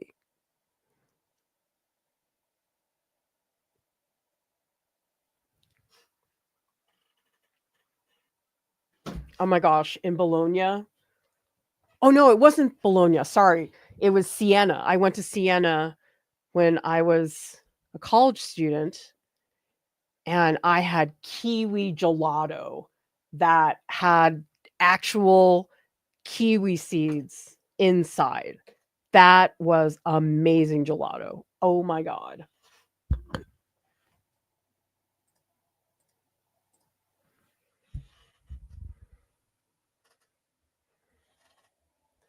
But they also had pineapple gelato that was in Rome. That, oh my God.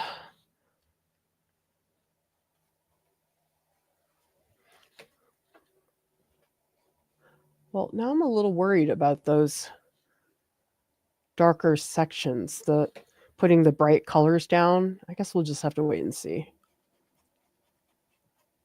Okay, who has tips for adding super bright colors on top in a way that won't make it reactivate and go all over the place?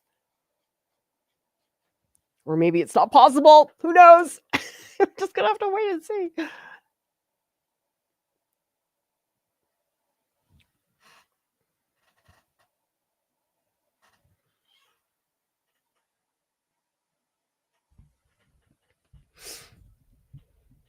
And it's interesting because a lot of people here are talking about certain countries, people being super nice and stuff like that. When I was in Portugal, people there were so nice. Like nobody gave you a hard time for being a foreigner. People there were super helpful. It was really nice. Because anywhere you travel, you definitely come up with people who just like have no patience for people who don't get it right away. And I'm like, sorry, I'm trying. But then there are other people who are like super nice about it. Like in Italy, I met a lot of people who were like trying so hard to figure out what I was saying to them. And they were like really, really helpful and nice. And it's like, it's just so great when you meet people like that who are like okay with you not having a clue. I mean, I get it. Everybody's got their busy day. Maybe you don't feel like you have the patience to deal with that, but it is so appreciated when people are like okay with you not understanding right away.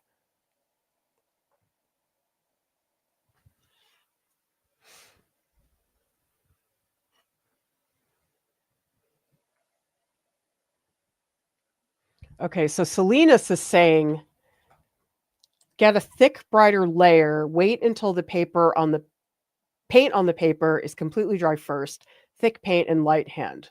Okay, that makes sense. Yuri doesn't want me to take your advice. Nancy says, tip of your brush, impressionist style. Sarah says, very little water, it will not reactivate. Okay. OG says, wait to dry, then maybe a workable spray fixative. Oh, do people know about? I've never heard about using spray fixative on gouache. But then again, I don't know very much about gouache, so I'm not the best person to be talking to you about that.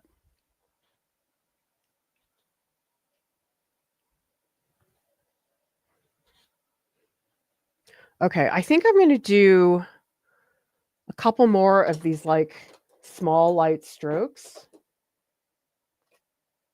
Okay, you guys want to see a dumb brush? Look at this brush. Okay, it looks okay, but do you see how it's like a triangle? That's so annoying to grip. Like it is not comfortable. Why did somebody make a brush like this? I find this so annoying to hold. Okay, we're going to get in some really dark blues.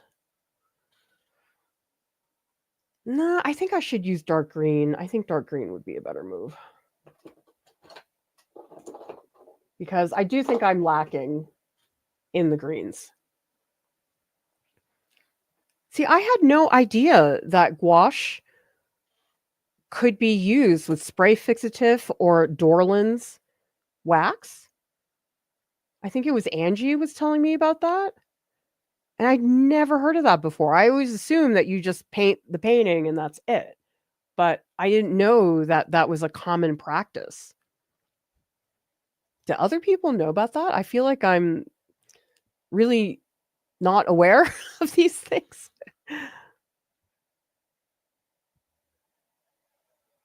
Oh, this brush is too big. I don't like it. Let's try another one.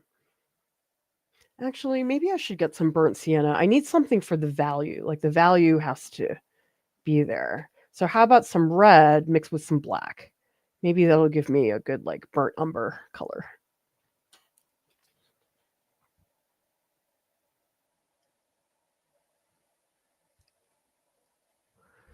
So I want to get in like these flowers up here.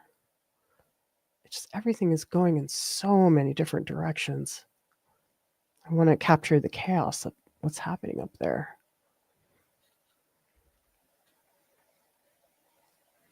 And I was thinking, would I use gouache in my own practice ever? I think I'd like to try it for plein air. I think that would be really fun. Because the only paint material where I'm really doing that is watercolor. I really have not tried other things. How many people here paint plein air? And if you do, what do you use? Oh, geez, I have not worked on this I need some bluish highlights in there. It's hard to keep track of everything. Although I feel like I'm in a pretty good place in terms of having it well established. I feel like I'm more in control today. Like yesterday, I was just like slippering all over the place.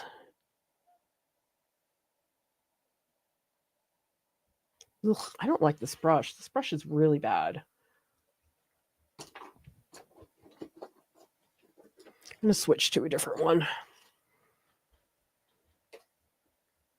Most of these brushes, I have no idea where they're from, like at all. Like I have this horrible bin of so many brushes from everywhere and they're all bad. I'm like, why do I even have these? I think because it like feels bad to throw out like 60 brushes. Like I don't like how that feels.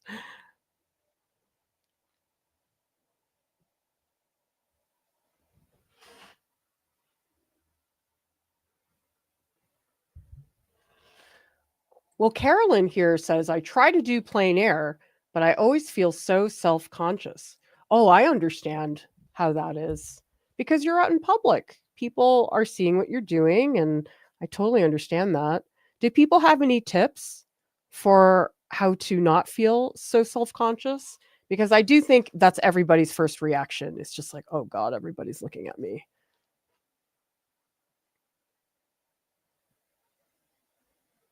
Okay, we're going to get some lighter greens.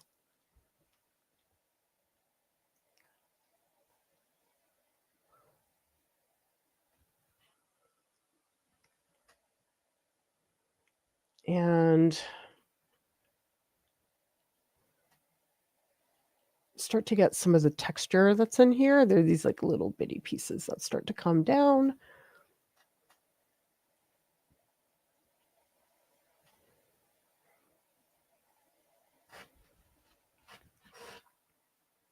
I feel like this is starting to come together. It still feels very wobbly. I mean, it's been a long time since I've done plein air. It's just too many projects to finish. Like I keep saying, I'm like, don't start something else. You already have these things. You should work on them. But then inevitably, something comes up that's like sort of in the moment, that's like timely, that I have to deal with right away. I mean, that's what it is for a lot of video subjects. Like if there's a big piece of news in the art world and we want to cover it.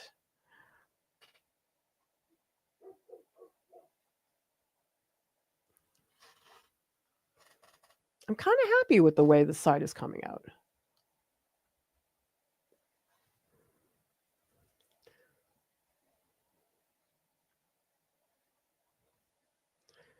And I will say I'm not looking at the reference that much right now. I'm glancing at it, but that's sort of it.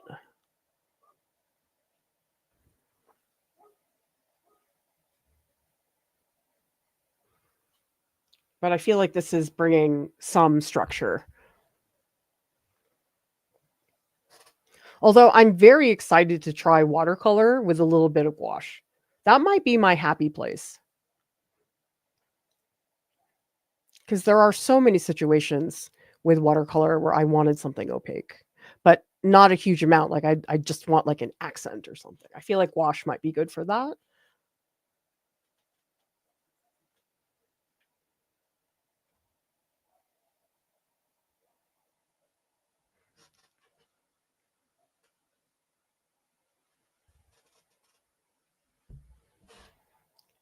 T. Ing says, I feel out of place here.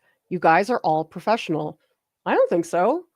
I mean, I think I got to call myself a professional because I've been doing this for a long time. But actually, let's hear from people in the comments. How many of you guys here are professional? How many of you think about yourself as more a hobbyist or aspiring professional, or where would you place yourself, everybody? Because we've had people say stuff like that about the Discord. Like they'll come in and say, oh gosh, I'm so intimidated. I feel like everybody here is so smart and knows everything. And it's like, no, we don't know everything. It's just collectively we come up with solutions. But I just think the whole professional thing, like people have such different definitions. And a lot of people will say, well, I don't think I deserve to call myself an artist. I don't think I count that way. And I disagree. I mean, the whole thing about the word, quote, artist, it's not like you have to get a certificate to be an artist. You can be an artist if you just make something that you think is creative and expressive. To me, that's what being an artist is. And sure, everybody has their own decision, but I just think nobody should feel like they're not good enough to call themselves an artist. Although it depends. People have very different definitions of what's a quote artist. Maybe for some people, it really is a professional thing, but I just think everybody can be an artist. That's what's really nice about it. Not everybody can say they're a lawyer, passed the bar exam or whatever. I'm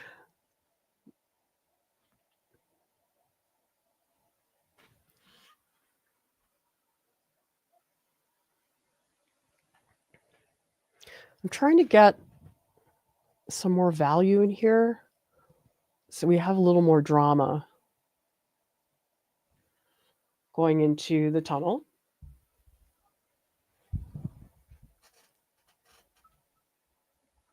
Randy says, I'm an amateur, but amateur means, quote, love in Latin. I didn't know that. Is that really the root of the word? Because let me tell you guys, being a professional artist, it's not always a great thing. Some people, it is, but some people try it and don't like it and do something else. I mean, it could be another form of art. Like I started out wanting to do portrait commissions and then realized how hellish the clients were after I did just a few and was like, never again. I'm not doing that anymore.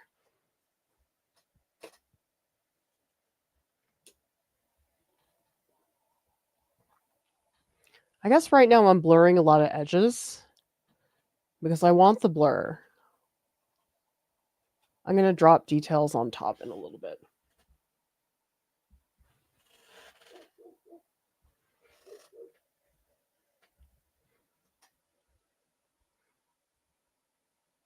I think I need some like darker greens. Like up here, I don't know, it got very purple. Maybe I'll just try doing some yellow on top. Maybe that'll do it. Oh, that's nice. Oh, I really like the yellow on the purple. That is so cool. Oh, awesome. That was so cool, you guys. Oh my gosh. I was not expecting that. Okay, now that is something you can only do with gouache. I really like that. Oh my God. I'm going to do that everywhere. Yeah, let's build up some yellow over here. Oh, I really like that. That's so cool. I do want to differentiate the arch a little bit better. I think this is a really critical moment.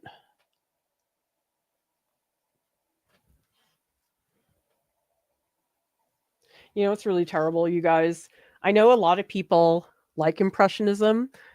I hate to say this, but because the Museum of Fine Arts in Boston, where I grew up, had so many Impressionism shows. Like, I mean, that's what the museum is known for. They have an incredible collection of Impressionist artists, but it's just like that's all they did when I was growing up. And so I never really felt like Impressionism was that special.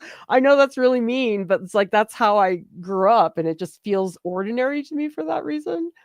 I know I shouldn't be mean about it to the Impressionists. But I don't know. Sometimes it's just like you have an association with a particular type of artwork, and it just feels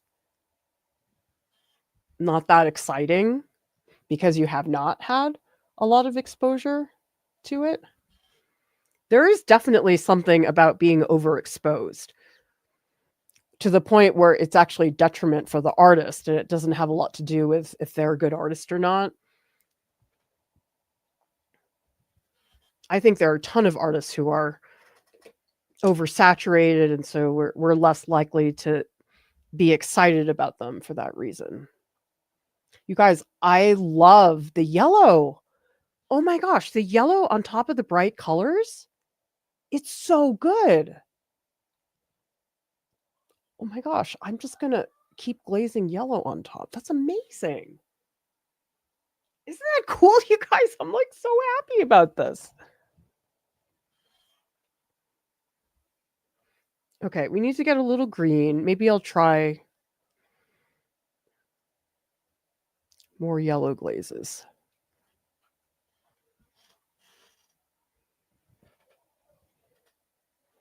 I think I might actually be ready to start doing some of those bright highlights and things. Ooh, this is going to be so fun and exciting.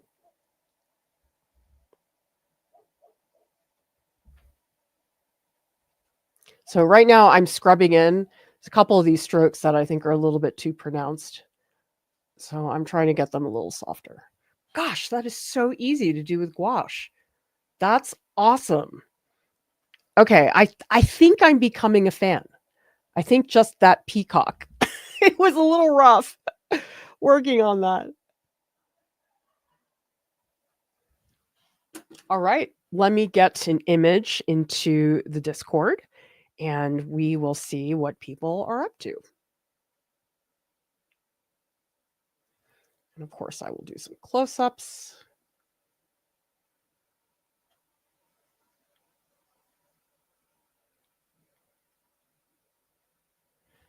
My palette is, it's really funny. The palette that I have right now, it looks so different than the peacock palette. It's very funny to see that comparison. Okay, so these I'm putting into the Discord. Let's see what people are chatting about.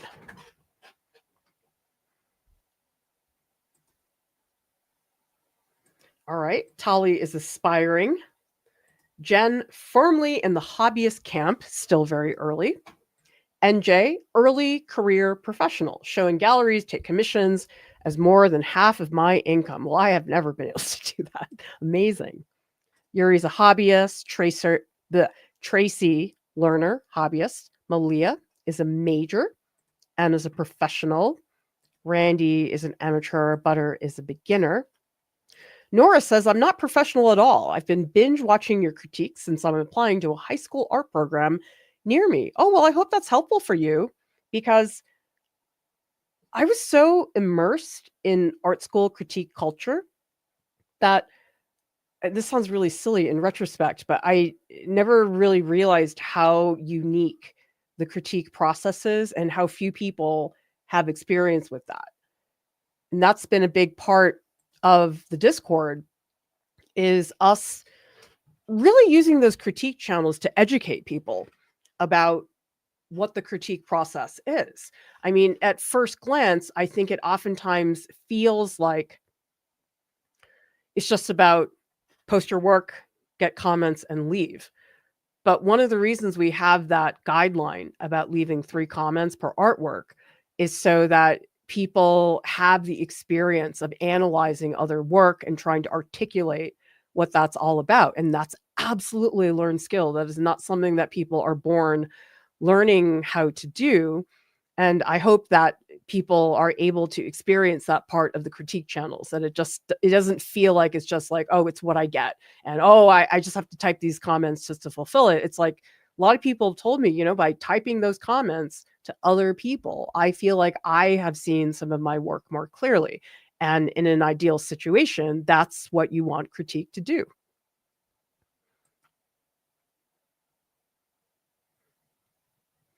Manette says, I feel like a hobbyist, but at this point, I'm not sure how to become more, quote, professional. I've been submitting art to places this year, but right now that's more about finding community in person. Salinas, I think you were the one in Open Studios. Jordan was talking to you about your cards, I think. But anyway, I think Jordan had pointed out a couple things about like the border being really precise. So sometimes it's little things like that don't really feel that important at first when we're making the piece. But to me, usually what makes something feel professional to me is that degree of detail and attention to every single little thing.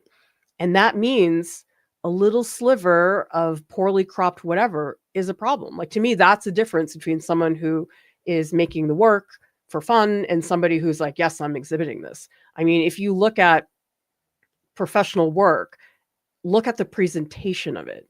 The presentation's a big thing. For example, a lot of artists who exhibit will put together exhibition catalogs. And the process of doing that's a professional thing. Like, that's not something your average artist will just do, but it is something you do when you start working at a professional level. So there's things like that. Autumn says, always more to learn or enjoy, even as a professional. I agree.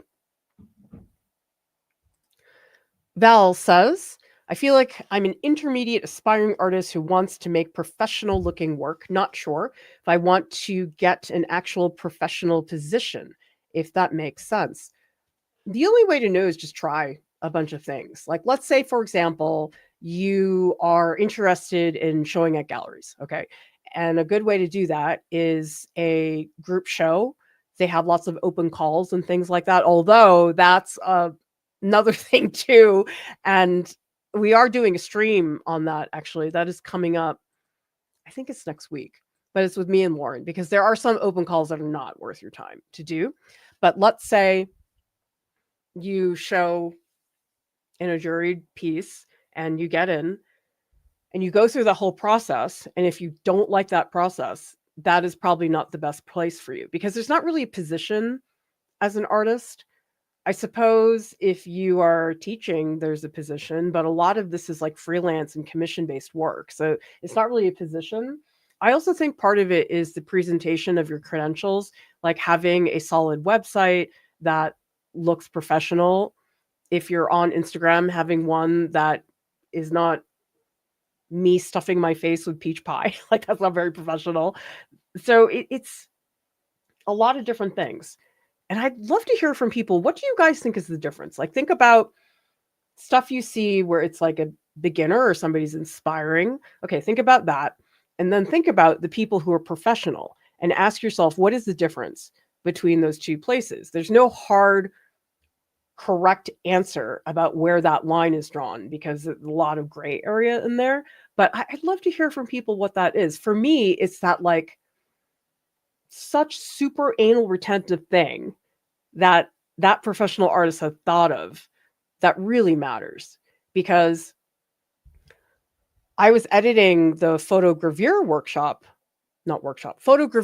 demo that I did at Shepherd and Maudsley Studios, and I was working with Ralph Robinson, and I watched him print, and I was like, okay, I am not a professional printer. Like, the things he did to get that print, I was like, okay, that would never have occurred to me, but he had thought through everything. Like, to me, that's a professional. Okay, that's why I'm not a professional printer. I like this from Carolyn. If you make art, you are an artist. Full stop. And we're going to keep going, everybody. We're not over yet, but I want to remind you that we do have a gouache workshop, which is coming up. And we also have other workshops like collage and mixed media, mountain landscapes, marker workshop, digital color, and oil painting, underwater scenes, and sparkly painting. And remember that these workshops are 2 weeks long. You get audio critiques, live session. They're super fun and interactive. All right, let's find out what people think, because I think it's a great question. Like, what makes something professional? It's not like law degree. Okay, I got my license. I passed the bar exam. Like, that's pretty obvious. I think for an artist, it's not obvious. While you guys are getting that into the channel, let's go over to the Discord and see what else people have been doing. Okay, Angie says, need to work on this. The bird was easy. I guess you're having the opposite experience. Oh, but I love this brushwork, Angie. I think that is extremely lively. Oh, and the green with the pink underneath. You've got some really vibrant colors in there.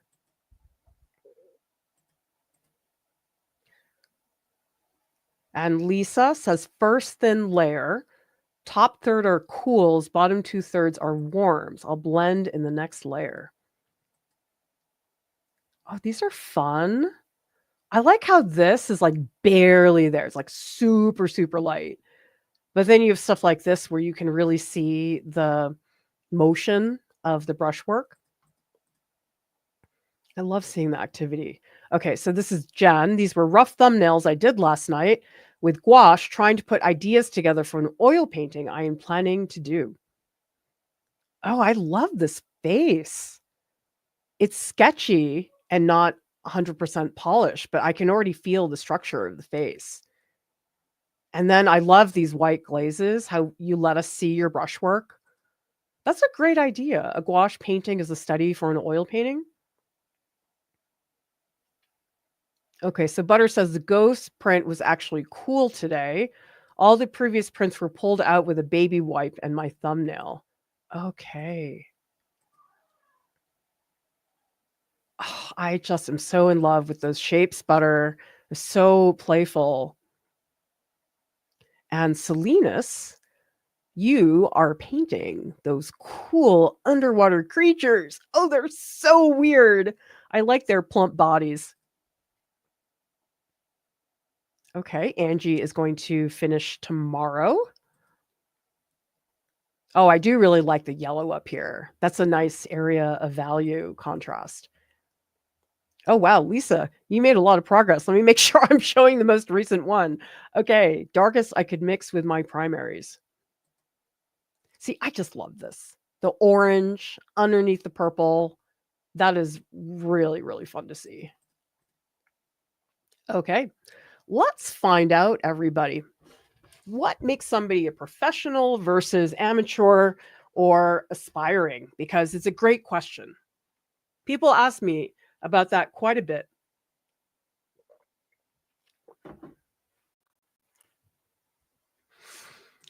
Randy says, professional art display makes it clear how collaborative the decisions are made, not purely by committee, but also not restricted and solitary.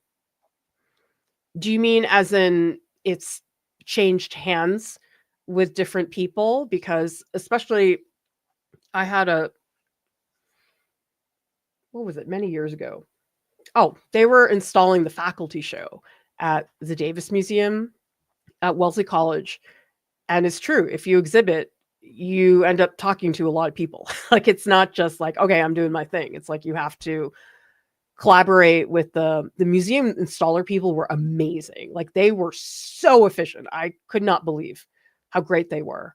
And then there's the curator. I had to talk to a whole bunch of other people. So that's a good definition.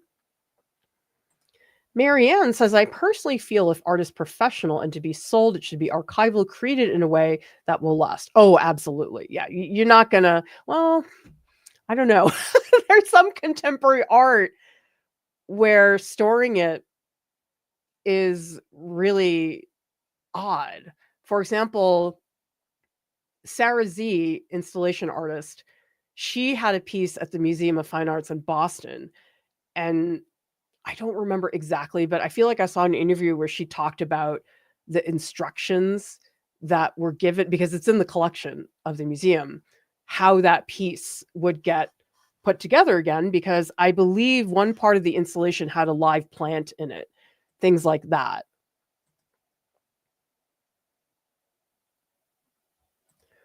Harry says, environment makes a piece professional also. It's like the final touch. Oh, yeah. I mean, if you see something at a high-end gallery, it's probably going to look more professional. Well, thank you so much, Starving Artists, who says another great educational marathon. Thank you. Well, remember, everybody, we can always use your support, especially right now. I know a lot of arts organizations in the US, at least, are losing a lot of their funding. So anything you guys can do, and we are hoping that we can really step in, because when these arts organizations, they lose their funding, it's just heartbreaking. So I'm hoping that we can help fill in some gaps. So Yuri says professional is one who gets paid for their work. Yes? Well, not in my case. I mean, I make a lot of stuff, I don't get paid for it.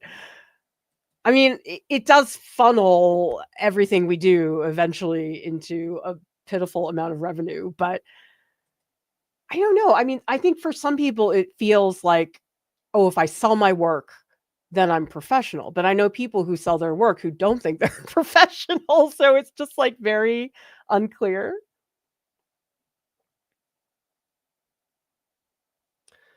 We also have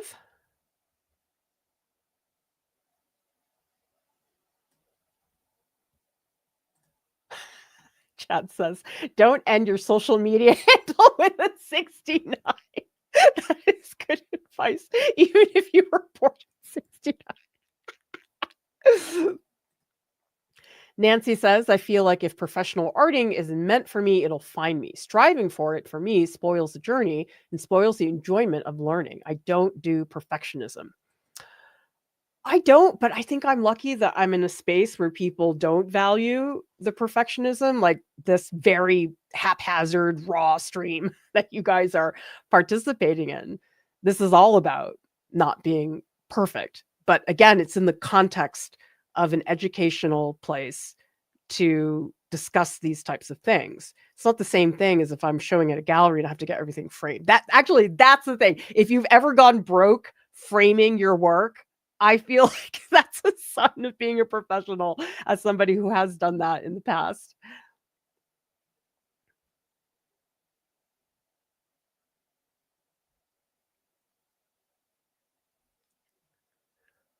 Oh, wow. A lot of comments here. Sorry, I can't get to everybody. Damien says, "I'm an aspiring artist. I too feel like an imposter because I don't have or use artist grade paints." I don't think that's why. I mean, some people would rather use the crappy paints. I know Deepti does. Deepti said that she doesn't like the nice crayons. She buys Crayola. Thank you so much, Yuri. We so much appreciate your support. I mean, I can't believe it's almost been 10 years and we're let's just say we're still cutting those corners. Unfortunately, it's like, why am I not a better business person? I guess I care too much about the art and education.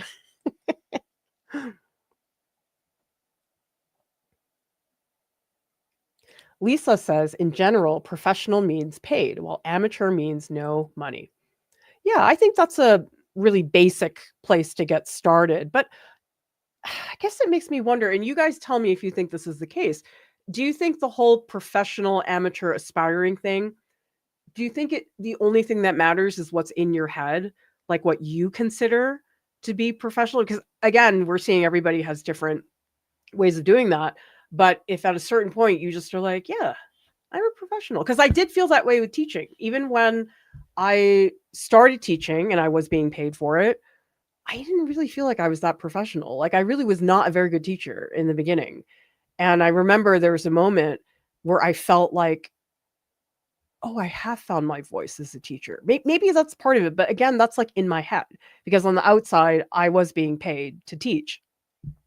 But maybe that's more about just finding who you are as an artist, because I know for a long time I felt like I was just repeating what other teachers had told me, and I do feel well, now I'm fine, but I don't know, maybe like 5 years into teaching, I felt like I had found my own voice, and that took a long time.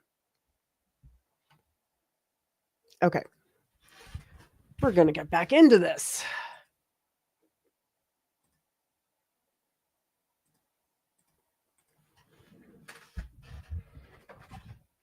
Gosh, it looks even muddier because it's dried now. Okay, we're gonna try adding some of those bright spots.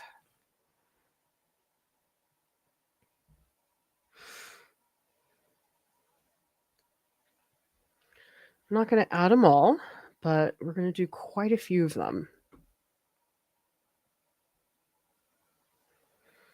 And I think I want to start down here at the bottom.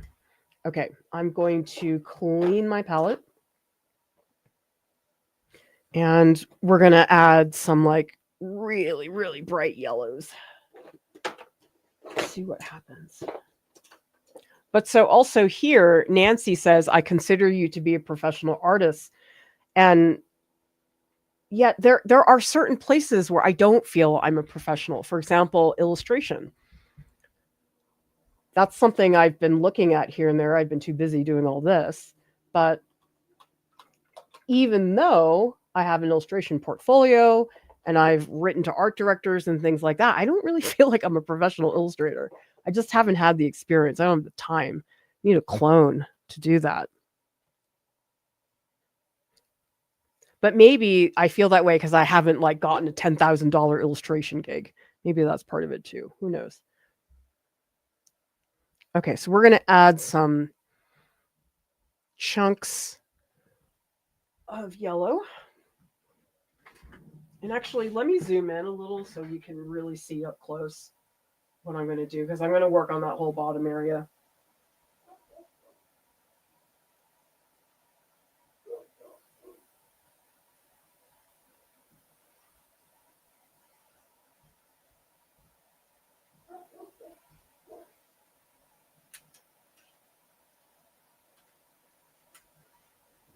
Okay, this is a little nerve-wracking, adding the bright parts.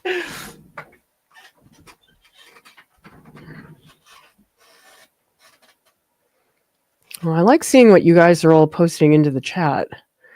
It's really good questions. And you know what I like about this is that a lot of the questions you guys are asking, they're questions that people are asking me all the time. And so I feel like it's a much richer conversation when it's not just me who is answering, when we really get a range of opinions on the same thing.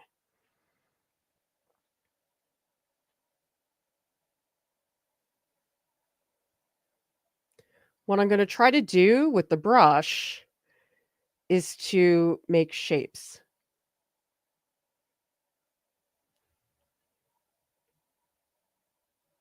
I think it's not opaque enough.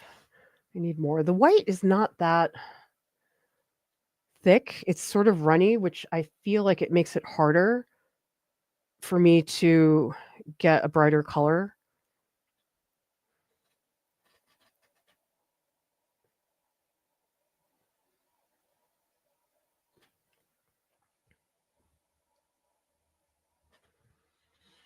That's fun. I like that, you guys.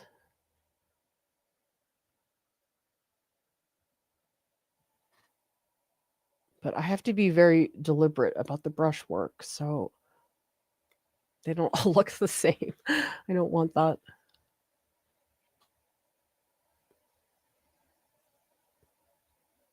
Maybe I'll do some dry brushing too. It might be fun. Okay, and let's add this super bright green leaves.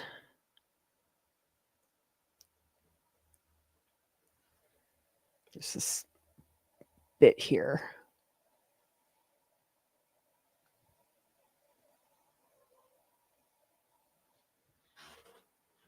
I think my family is watching Shameless.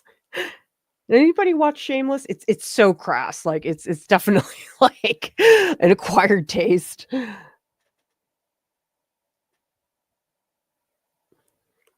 So what I'm doing right now is I'm going through and I'm just trying to put this color everywhere. I'll come back and do more. But that's mostly it in the beginning when I'm really trying to just throw down some colors.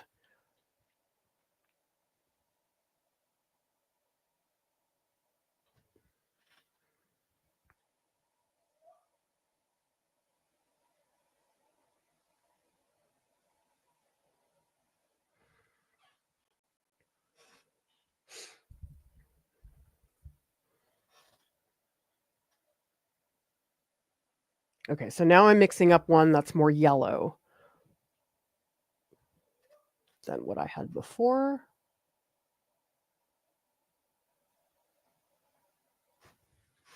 Actually, I'm going to put more yellow. I don't know. I'm just finding the M-gram, it's harder to do opacity. I feel like the opacity was a little easier with the other one.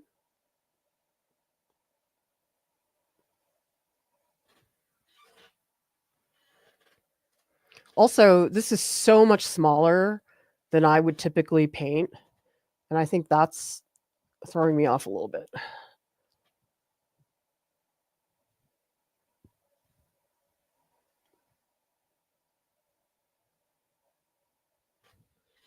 Oh, that's really fun. Oh my gosh. Okay, that was really worth it, you guys. Oh, I'm happy.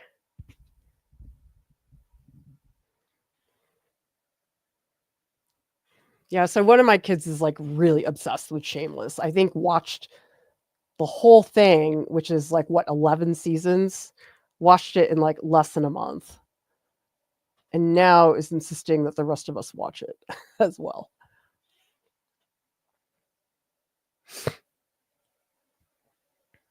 Okay, now I'm going to go to the top. We're going to add some bigger leaves, and we're also going to add a lot of blue, very bluish green. And those are like the ivy leagues that we have there. I don't know. I also feel like the pigment in the M-gram is like not as strong. I don't know. It's hard to say. All I'm saying is that I liked the color better in the Holbein.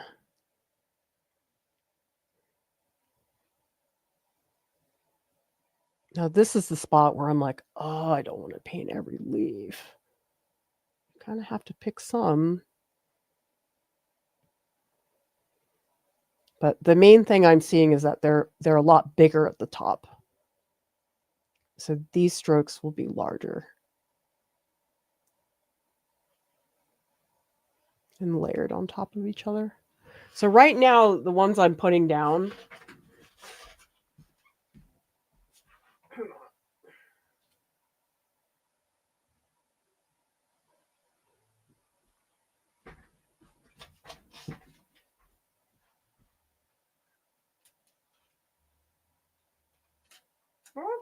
whoops, come back.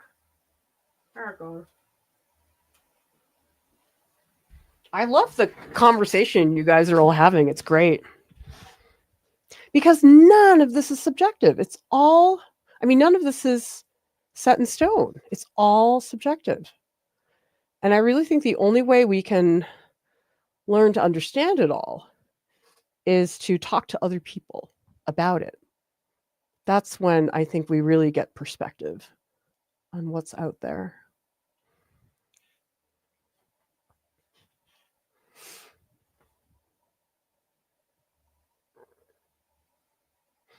Oh, I know it looks really flat right now, but I need that for a little while, and I am going to get in here with another color. I'm just trying to make sure I really capture the haphazard quality of this.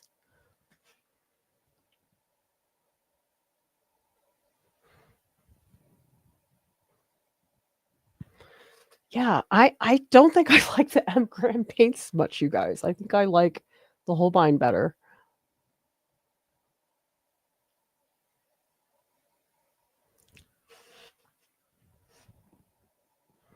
Okay, let's bring down some of this green down here. There's like this mossy spot.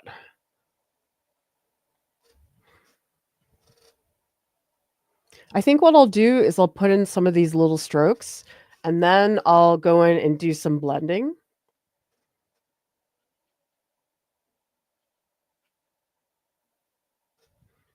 But I am liking this. This is way more fun.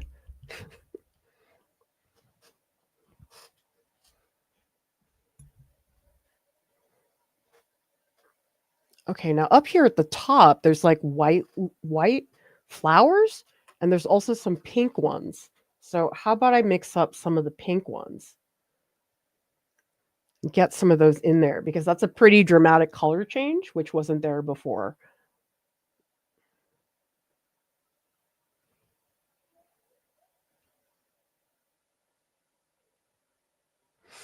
Okay, we're going to get some very light tinted pinks. This will be fun. Big change of pace. I mean, I think what's hard about landscape is to give things a feeling of structure, that it's, a tree that's not falling over, unless you're painting that, but also just the randomness. But you do notice little things. Like I'm seeing the ones here are a little bit rounder. These over here, they're smaller. So I do look for things like that, scale. So you can see these ones over here.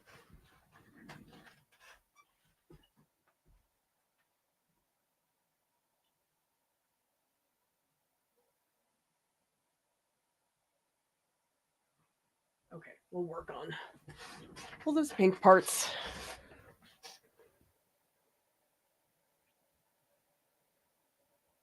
Because I'm also looking at density. Like there's a whole bunch of them here. These are all pretty close together, but then you have some that are like wandering down into another spot. So I guess that's what I'm looking for.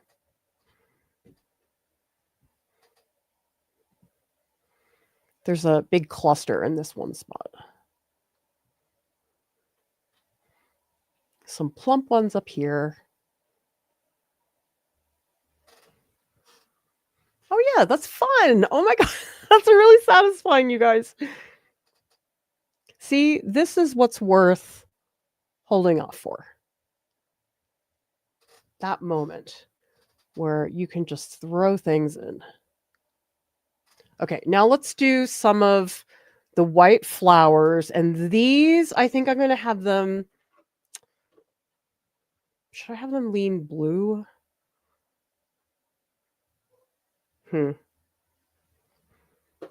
I'll just make them like a well, I don't want yellow because I have yellow down here.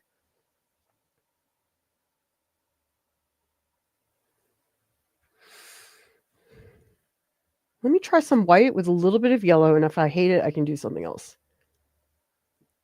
Because the thing is, I don't want this to be super bright. This is a more mild color that we're looking at here.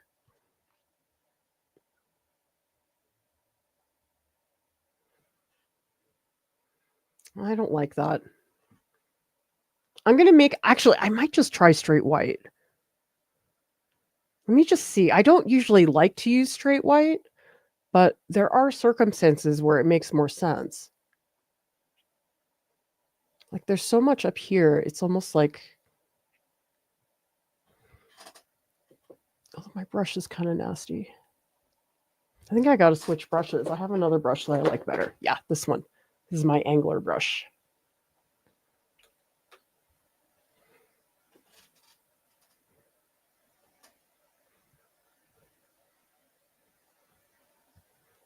By the way, speaking of jobs, this is always fun. Tell me, what is one of the worst jobs you ever had in your life? Because my professor, Tony Janello, he had the most amazing list of jobs that he had ever had. He told me that he had worked on a pig farm. He was a grave digger. He painted houses. That's not as unique. But I was like, wow, grave digger and pig farm, that's a lot. He said it was just so horrible. But I liked that he had such a different life. I mean, most of the other professors I knew in school hadn't worked on a pig farm before, but he was so real. Okay, I'm going to try really hard to not overdo it, which I can see myself doing. Pascali says, working at a Michael's craft store. Is that job particularly frustrating? I don't know anything about the company. And it's weird. It's like certain companies, you think that they would be fun to work at, and then you get a job and you're like, no, that's not fun. You know what? The straight white, I sort of like the straight white. I never do that. How weird.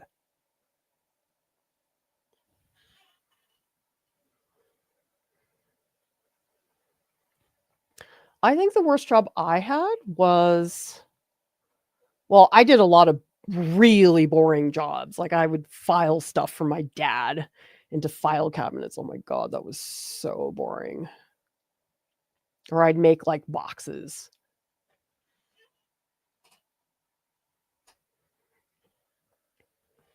But my worst job is probably I taught at an after school program at an elementary school. And I felt so bad for those kids. Like a lot of them, there was a kindergarten program. And some of these kindergartners, I couldn't believe it. They were at school from 8 in the morning until 6 at night, which is when their parents would pick them up. And I mean, I'm sure obviously parents work and stuff like that, but I felt for those kids. Being at school all day for that long was, oh man, they were like you could just tell how exhausted they were. And it made a lot of them pretty crabby, and I don't blame them for feeling that way, but that was hard. Like you're just always dealing with kids who were feeling very neglected in a way. And you try to help them, but it's just not a great situation.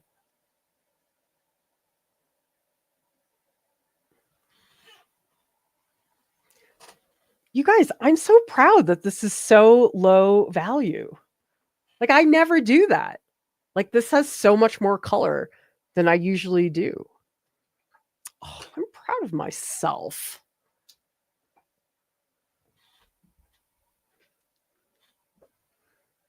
And tell me a job that maybe wasn't bad, maybe it was entertaining or just weird. Like I can't believe the number of jobs because I think I was in London and I saw this hilarious TV show that it was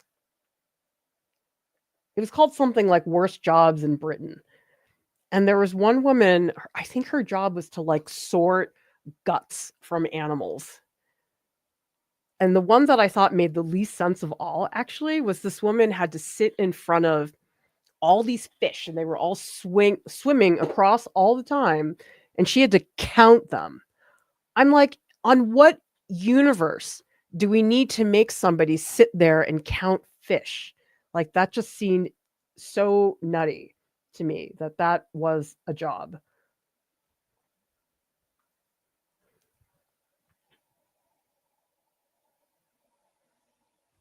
Oh, I got to be careful. I know I'm going to overdo this. So I think this is going to be one of those things I have to stop way sooner than I think I should.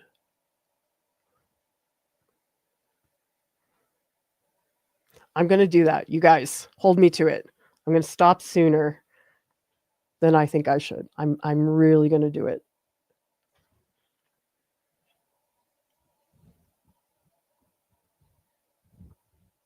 And here I am painting literally every single leaf.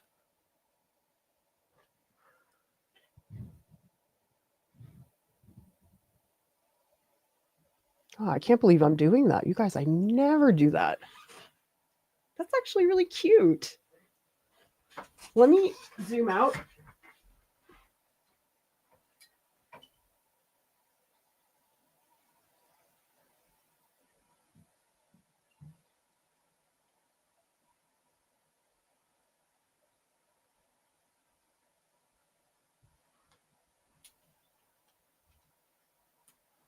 Okay.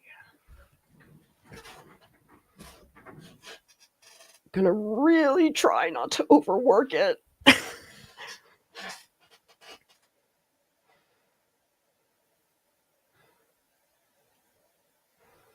Okay, I think I need to get back up at the top. There's a lot of like white areas up here, and I think this is looking very flat.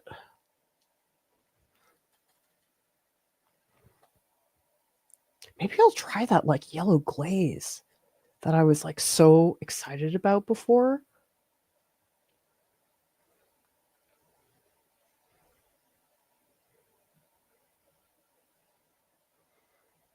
Yeah, I'm so surprised. Like, this is not the type of scene that I would normally be painting. Like, it's so outside of my wheelhouse, but it's fun.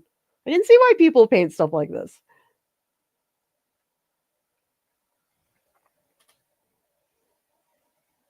So mostly these just need to not look so flat.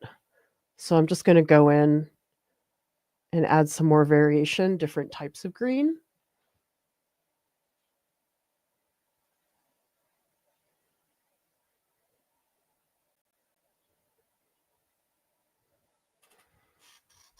It's getting there. I still need some highlights though. I still feel like it's because there is a lot of light up here.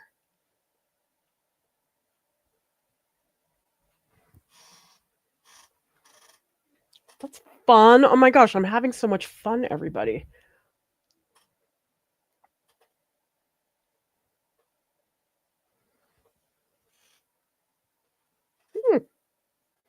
I'm gonna add some of these, like there's these weird little like stringy things that are coming down, like all over here. I'm gonna make them super light so you can barely see them.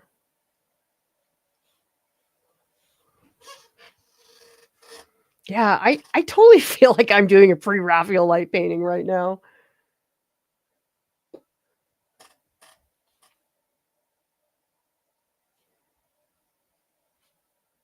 Oh, it's so weird the way it sinks in. Okay, and let's get, there's this like little crack in the middle up here that I want to use to separate things. I think this crack is pretty important. This is so fun. This is the fun part, you guys. Oh my gosh. I am loving this part. This was worth the wait, everybody.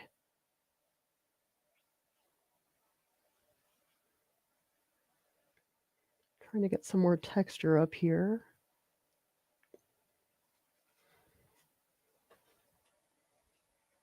And I'm going to do quite a bit of blending. That's coming up pretty soon. Actually, it's coming up right now.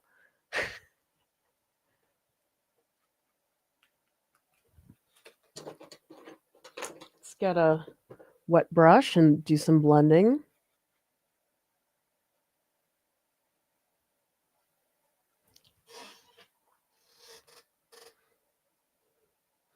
Wow, looks like you guys are having some great discussions on there.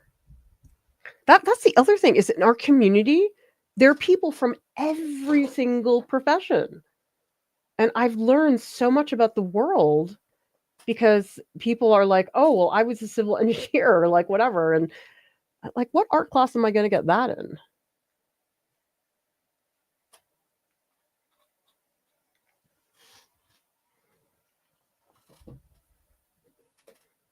Oh my gosh, I'm so happy.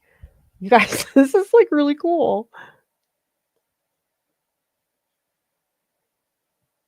I'm going to blame it on the peacock. I think the peacock was not good for my first introduction to gouache because this is really fun. This I am enjoying very much.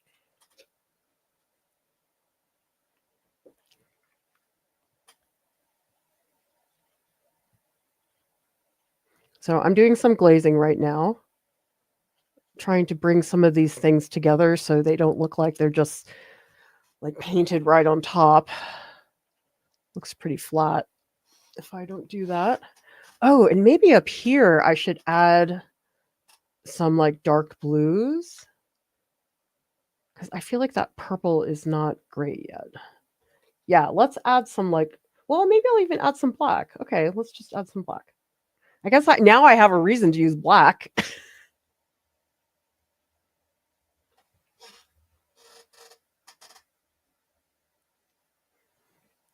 Yeah, different materials push you to address different elements.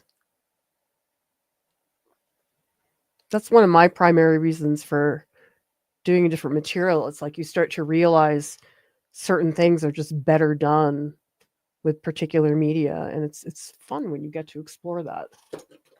Okay, we're coming in with the rag. Or maybe just a brush.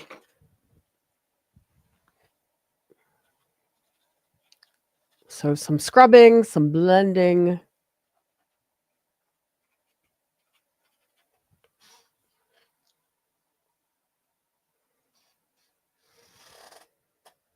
And we're going to do some.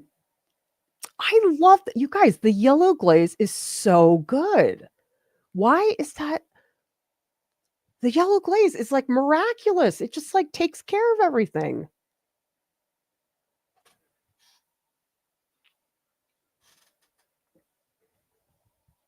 I'm trying to find some bigger shapes in here because some of the shapes are getting a little small.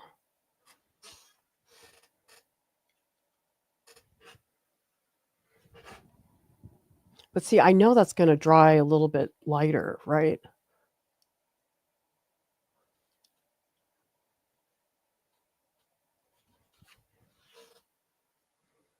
I think I want to make the leaves at the top a little chunkier. And there are a couple up here that are quite bright. Move those in that direction. That's so cool. You guys, I feel like Malay. I'm channeling Malay today.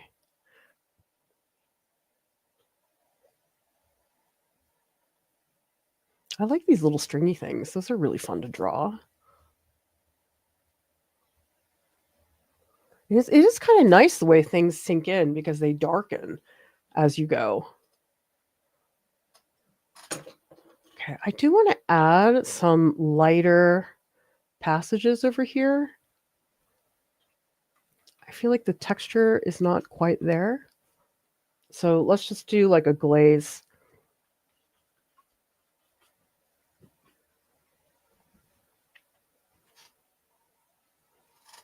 That's so, oh my gosh. You guys, I really like gouache. I really like it now. Oh, it's so cool. I'm happy. I'm not always happy during a live stream. Sometimes live streams are difficult, but not today. I'm going to, oh my God, I'm going to do more yellow glaze. That might be too much, but let's just see. Maybe it'll help bring some of these areas together.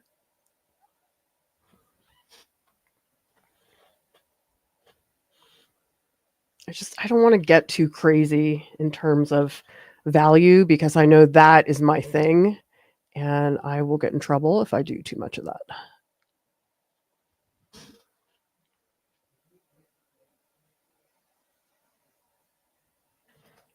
Maybe here at the bottom I'll add, because this really is like right in front, so that would make sense. Okay, we're going to add a couple of, I don't know what these are. Are these like rocks? Or these like very bright highlighted spots? I mean, I really wish I could have gone and painted this place in person because it was so weird. I mean, I went here and I was thinking, oh, it sort of looks like a castle thing. But I got there, it's really strange. Something about the way it was laid out. I felt like I was like at an amusement park that was like made out of Gothic cathedrals. I don't know. It was really, really bizarre. Like I don't typically think that way about a lot of places, but this place, it was just so weird. The construction of it made it feel that way. Okay, let's do some scrubbing. Oh shoot, that was all dark. I'm going to scrub a little bit of a glaze of white. Just bring up some of the value.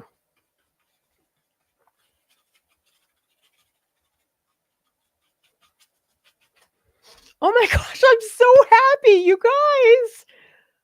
Oh, it's definitely not done, but I got so much farther. I was like, I don't want to say I was depressed because I was not depressed, but I was kind of like, I don't think I like gouache. This is not a good idea for a marathon. I don't think this is going to be good for people to watch me not like it. And now I'm like, oh, I really like it. I mean, I think it's like anything. It takes time for things to sink in.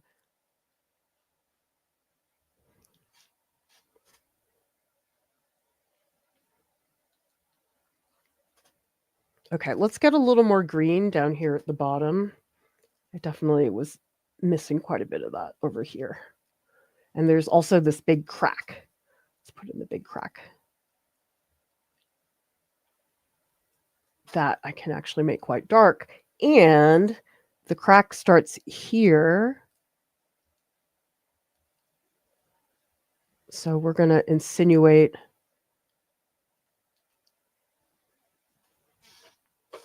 that little feature.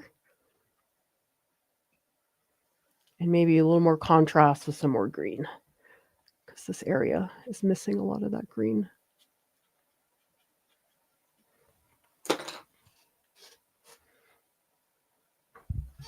Sorry, that's my camera. Turn off. Come on. Oh my gosh, you guys. I think I like gouache. That was, oh my gosh, I'm so happy about that. That was really cool. Look. I'm okay, that doesn't look very good, but I'll take a picture of it and put it in the Discord for you guys to. I'm like so surprised. It's not done yet. I definitely would need to do another pass, but I think I've done quite a bit and probably just need it to like dry now before I make any other brass decisions. But wow, I have changed my mind. I think I like gouache.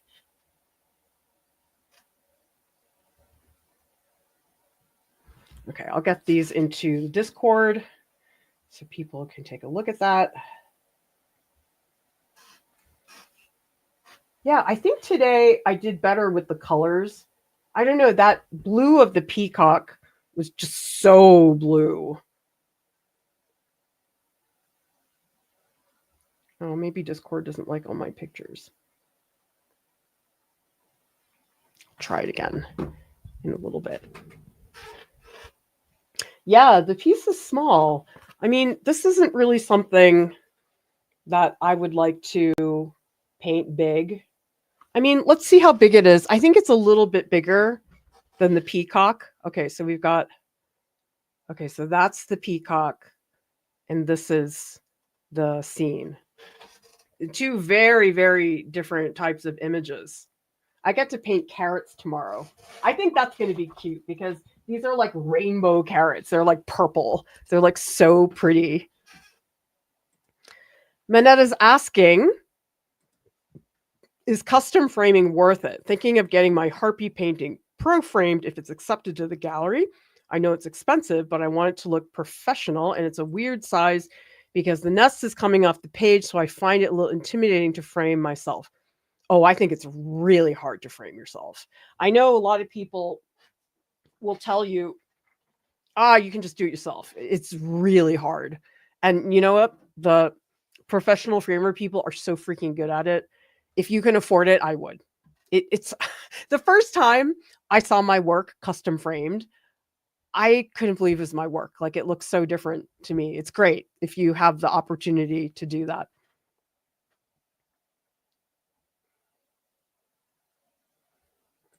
Thank you for being here, Sarah. Oh, cathedrals. Did you guys know how obsessed I am with cathedrals, especially Gothic cathedrals? I wish I had money. I could just go see all the cathedrals. Carolyn says, you have to send this to Alex. I know, but he'll just be super nice. That's what Alex does. He'll just be like, well. Chad says gouache has a long, ugly phase, all that middle shifting, then the last 20 minutes, boom. I feel like that's everything I do. Thanks,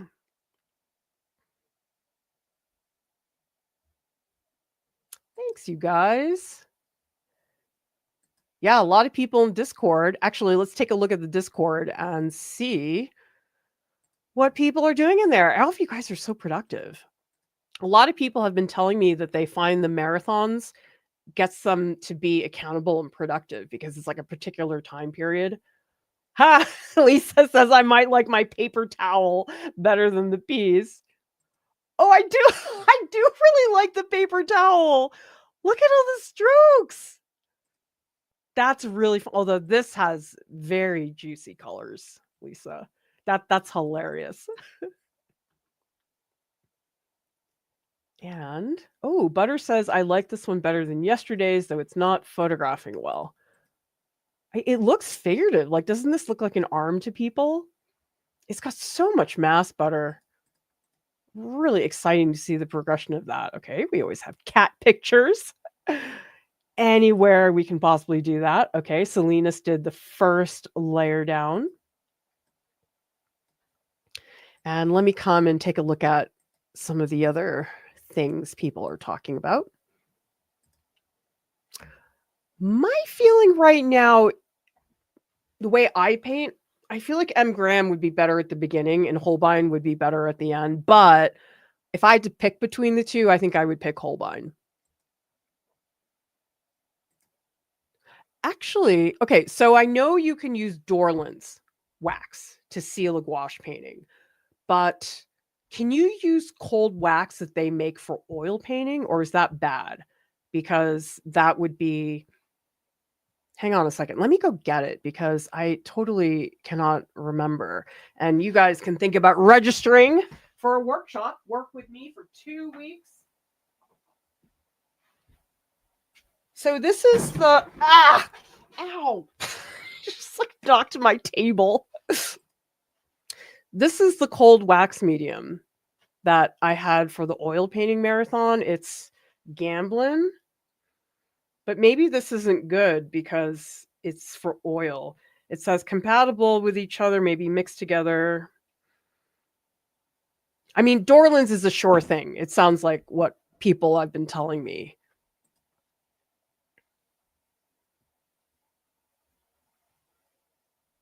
Yeah, it's a very small painting for me. Barbie. Alex Rowe would be so proud.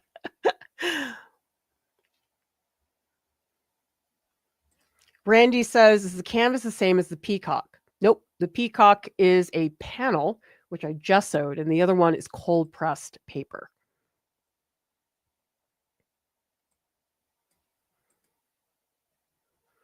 Oh, Dorland's. Oh, it's just like the cold wax medium? NJ says, Dorland's is just one brand of cold wax. I use cold wax to finish. Oh, so can I use this? It's Gamblin cold wax. Could I use that?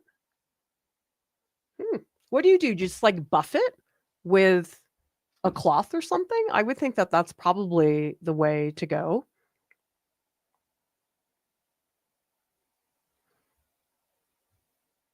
Oh, that's kind of cool. Be nice if I don't have to buy another art supply to deal with because, oh dear, there are so many of them.